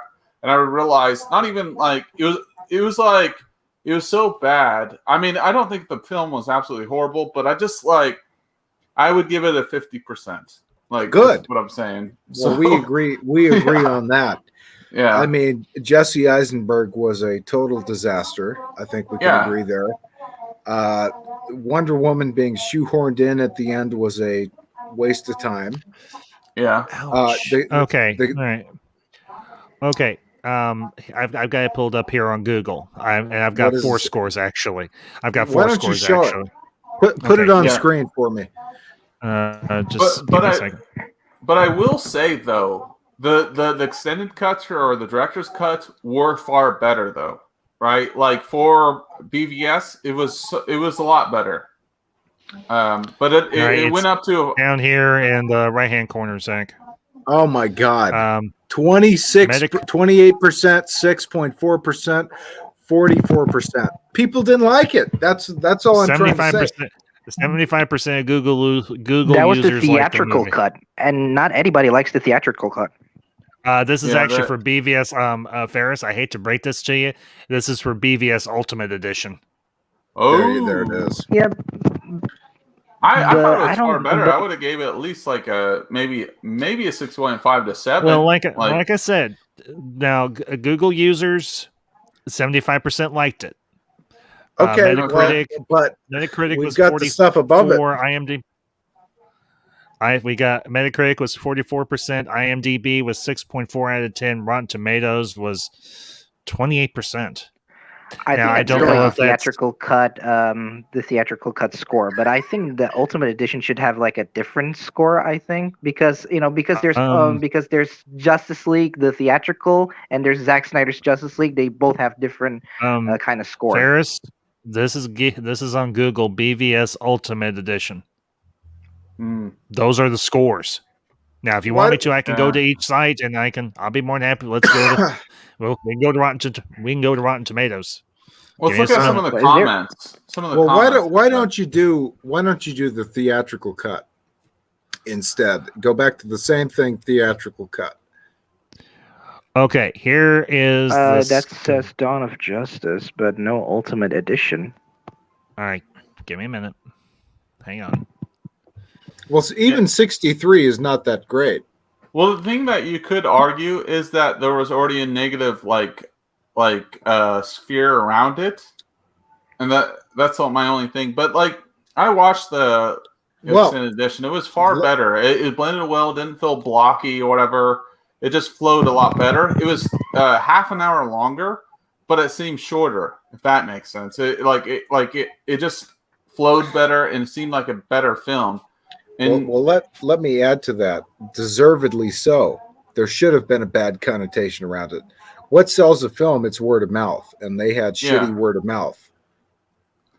Yeah, I think I think it's one of those things that we kind of saw what happened to Zack Snyder's vision, and like how studio heads oftentimes in numerous films. I mean, I'm sure it happens a lot where the studio head thinks they know better than the director or creator. Well, but when Tim, you hire someone to do a job, but then you're like over their shoulder, right? You don't need 3.5 hours to tell a story.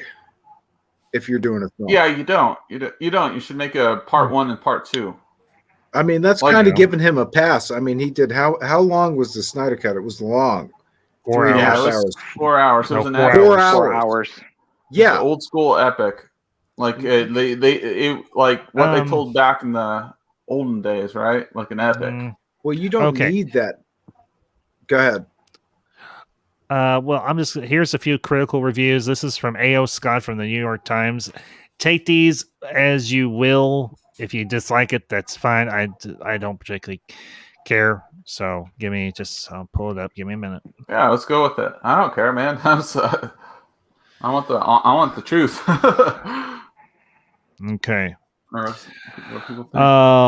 Okay. This is from A.O. Scott from March 23rd of 2016. I will read the biggest part of this. I won't read the whole thing. It seems to have a political bent to it, but that is what it is. What an adversarial time this is. Oh, go away. Hulk Hogan versus Gawker, the people versus O.J. Simpson, Bernie versus Hillary, Trump versus everyone, and now Batman versus Superman. Is one of those things, is not like the other. I know. Two of the most famous good guys in pop culture can't really be enemies, can they? The Gotham Bat and the Man of Steel inhabit the same intellectual property universe, and the fight between them, depending on how you look at it, is either a diabolical stunt cooked up by Lex Luthor or a cynical cash grab engineered by DC and Warner Brothers. Still, these two founding figures of the modern comic book cosmos, whose paths have sometimes crossed over the years, display some potentially interesting contrasts of temperament and background. Superman is an immigrant, a working journalist, an idealist, and a devoted participant in long-running office romance. Batman is an alienated rich kid, a perpetual bachelor with a dark view of human nature. He has no natural ability to leap tall buildings in a single bound and must rely on intelligence, ingenuity, and limitless fortune. In BVS, when Clark Kent looks at a television screen and sees a child trapped in a burning building halfway around the world, he strips down and flies away to rescue her. When Bruce Wayne discovers sexual predators or human traffickers, he suits up and brands their flesh with his winged bat logo. That's a bad article because it generalized Batman, because in this story, Batman is not like year 1 or 2. It's an older Batman. It's a hardened Batman and a Batman of loss. So, I mean, that's my only critique on that. No, I don't agree with that. I mean, our Batman in the Snyderverse has no plan for anything. Okay. No, I agree with that, but just let me. You know what I mean? It's okay, sorry. Just real quick, and then Tim, you can go ahead. You can go. Mr. Snyder, for his part, displays signifiers of importance between having anything to say. Yes, there is a lot of talk, mostly stuffed into poor Mr. Eisenberg's mouth about good and evil, God and man, and there's also a lot of religious symbolism. Note the crucifixes dyeing the landscape near the end.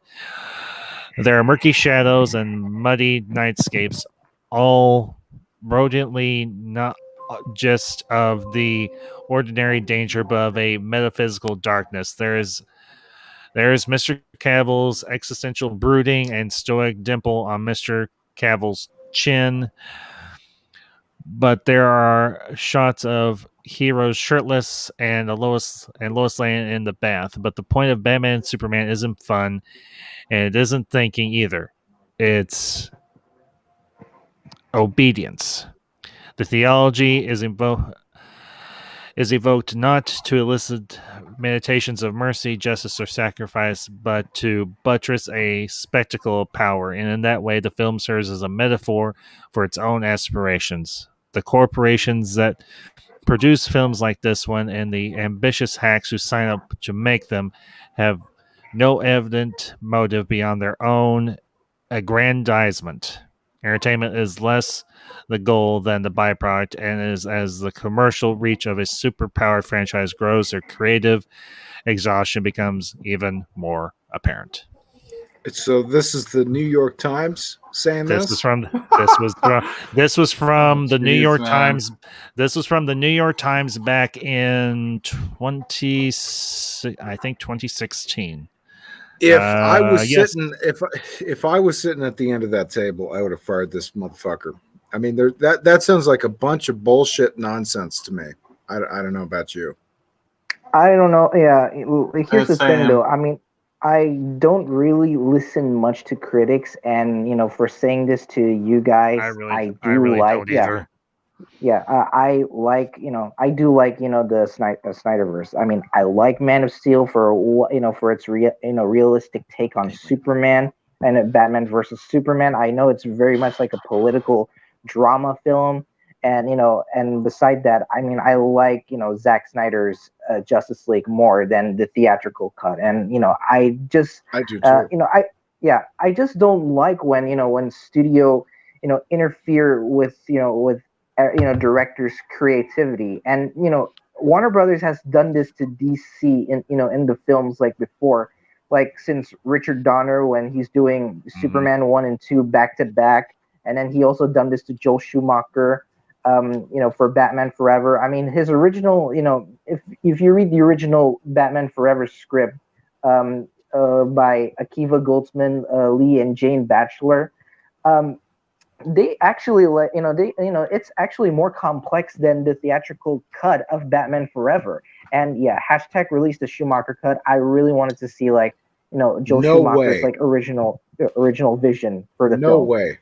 Joe Schumacher's original vision was garbage. I mean, to be frank with you. I mean, it explored the psychology of Bruce Wayne. Zach, with all due respect, have you even read the script that is online for the original script? I have. Okay, fair enough then. I mean, with the current climate, I wouldn't mind seeing it. It's not like a priority for me, but I wouldn't mind. They're just going to torture us. They're going to torture us again with the same bullshit 20 years later. Yeah, I mean, what it creates is that every film's going to have a director cut, but that's more money for them. Why not? Or the money's already invested. Why not just add another $20 million and release another cut? People put it in theaters or whatever else. You could probably do it for free, to be honest with you, Tim. Yeah, you don't have to spend money to create the Schumacher cut, but because it would entice people to go to those streaming services, right? Well, it's like where's the Ghostbusters 2016 cut? Oh, dude, I don't want to see that. No, that's just so bad, man. That's so bad. That's the same thing.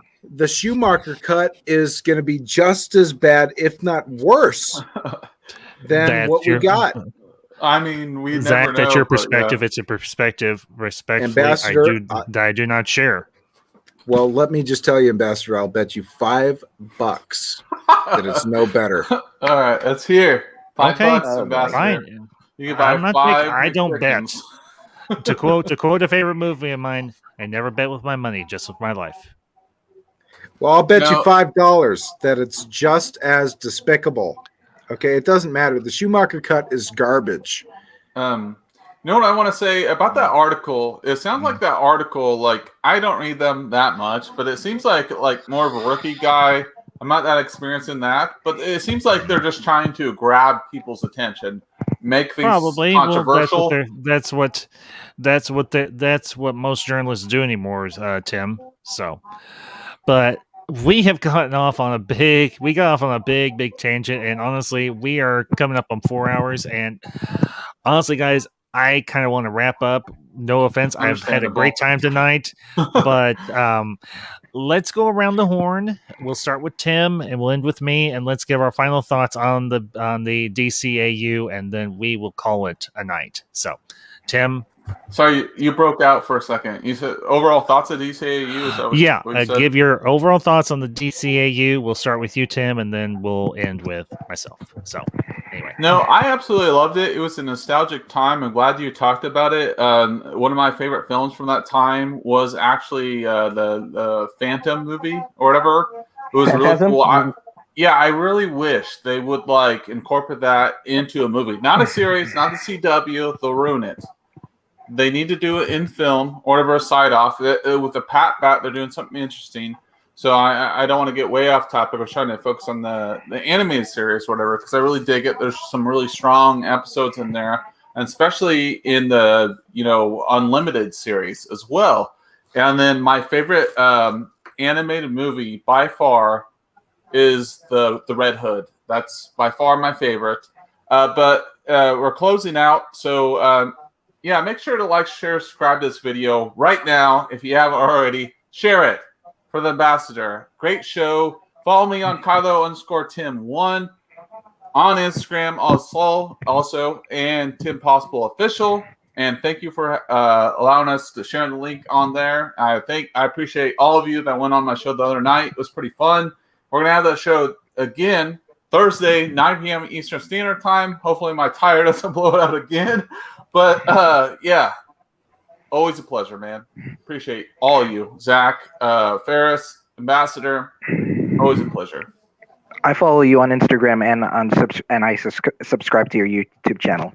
Okay, cool. Do you have a YouTube?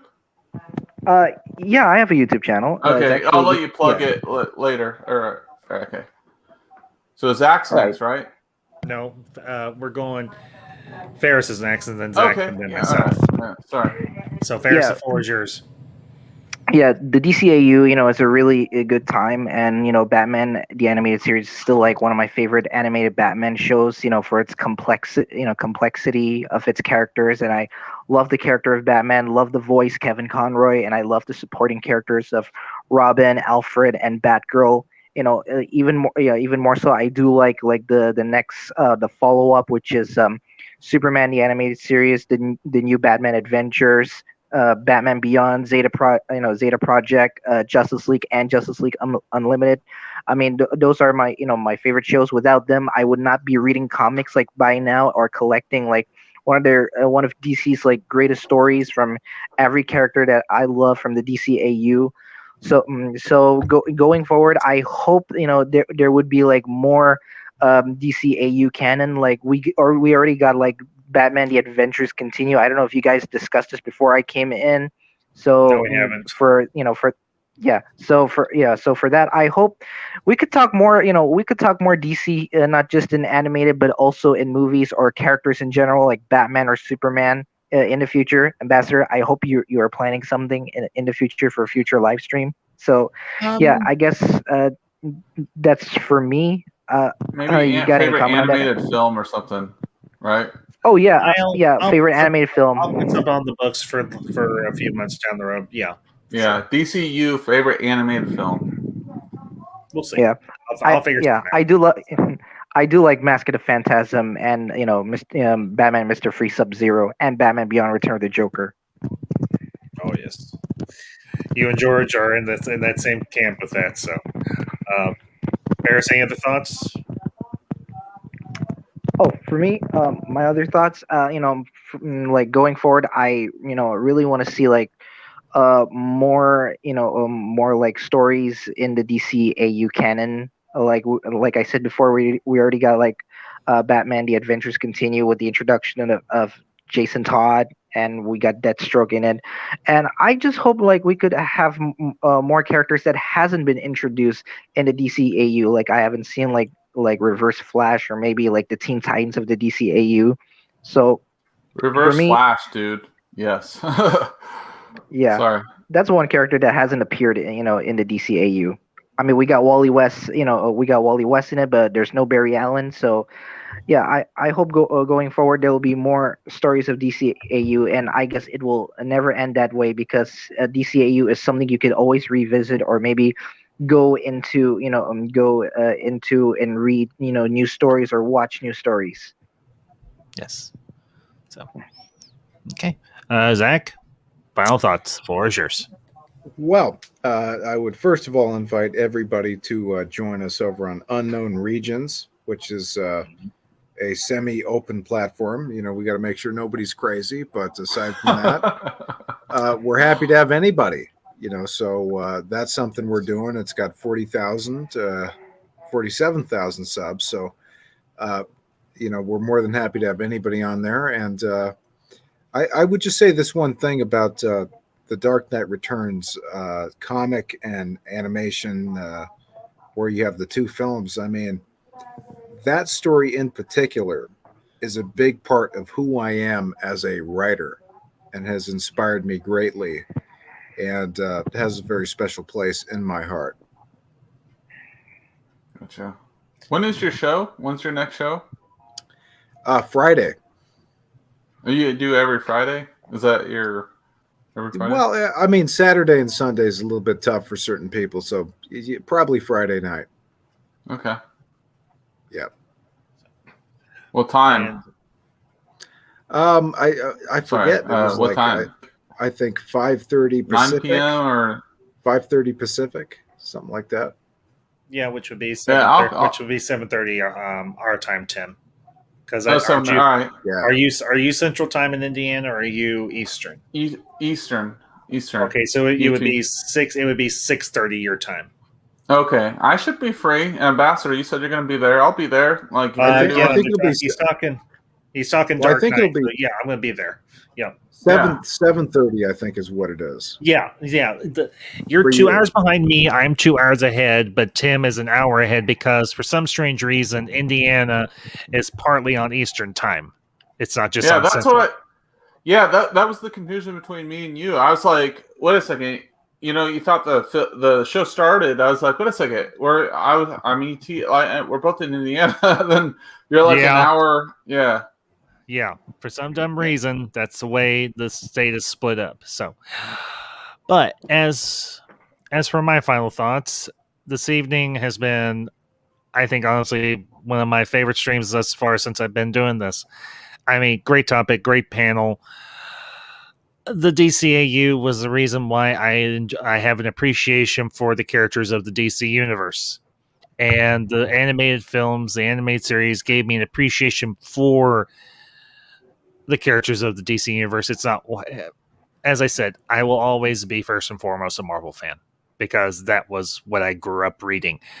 But watching these animated series and these animated films, it's just, there is such a wealth of rich storytelling within this particular universe in DC.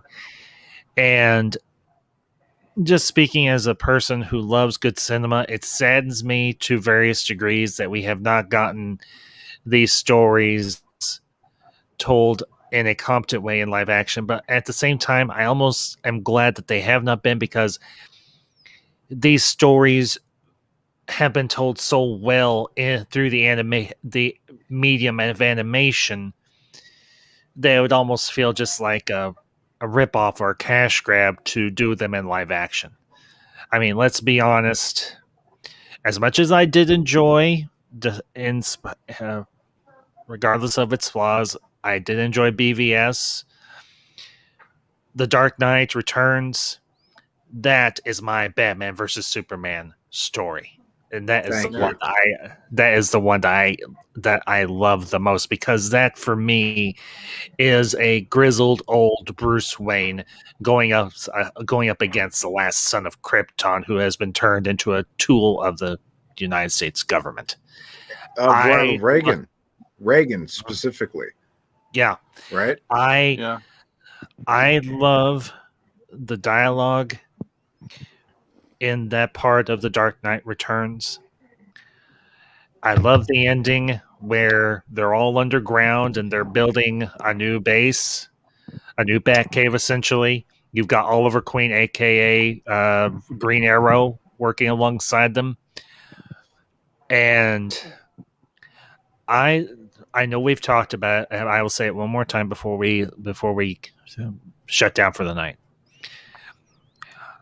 I want you to remember in the years to come, in your most private moments, I know what you're gonna say. the one person who beat you. The one man who beat you. One man. The one man who beat you. In your most private moments. Yeah, I love that scene too. Yeah. You're doing a really good Peter Weller impression. Yeah, I've heard that before. Yeah, Zach does it better than me, but I do my best. So I want you to remember in all the years to come, the one man who beat you. Nice. Yes, indeed. So, well, anyways, folks, that is going to be the stream for tonight. As always, like, share, subscribe if you aren't already. We're closing in on. And comment below your thoughts right now. Yes. Now. Yeah. Make sure if you catch us on the replay, leave your comments below with anything we discussed tonight. Share your own love of the DCAU. By all means, do it. Just as Emperor Palpatine said, do it. Do it. So embrace your aggressive feelings, boy. Ooh. Anyways, y'all have a great night. We will see you next time. And until next time, these are the ambassadors signing off.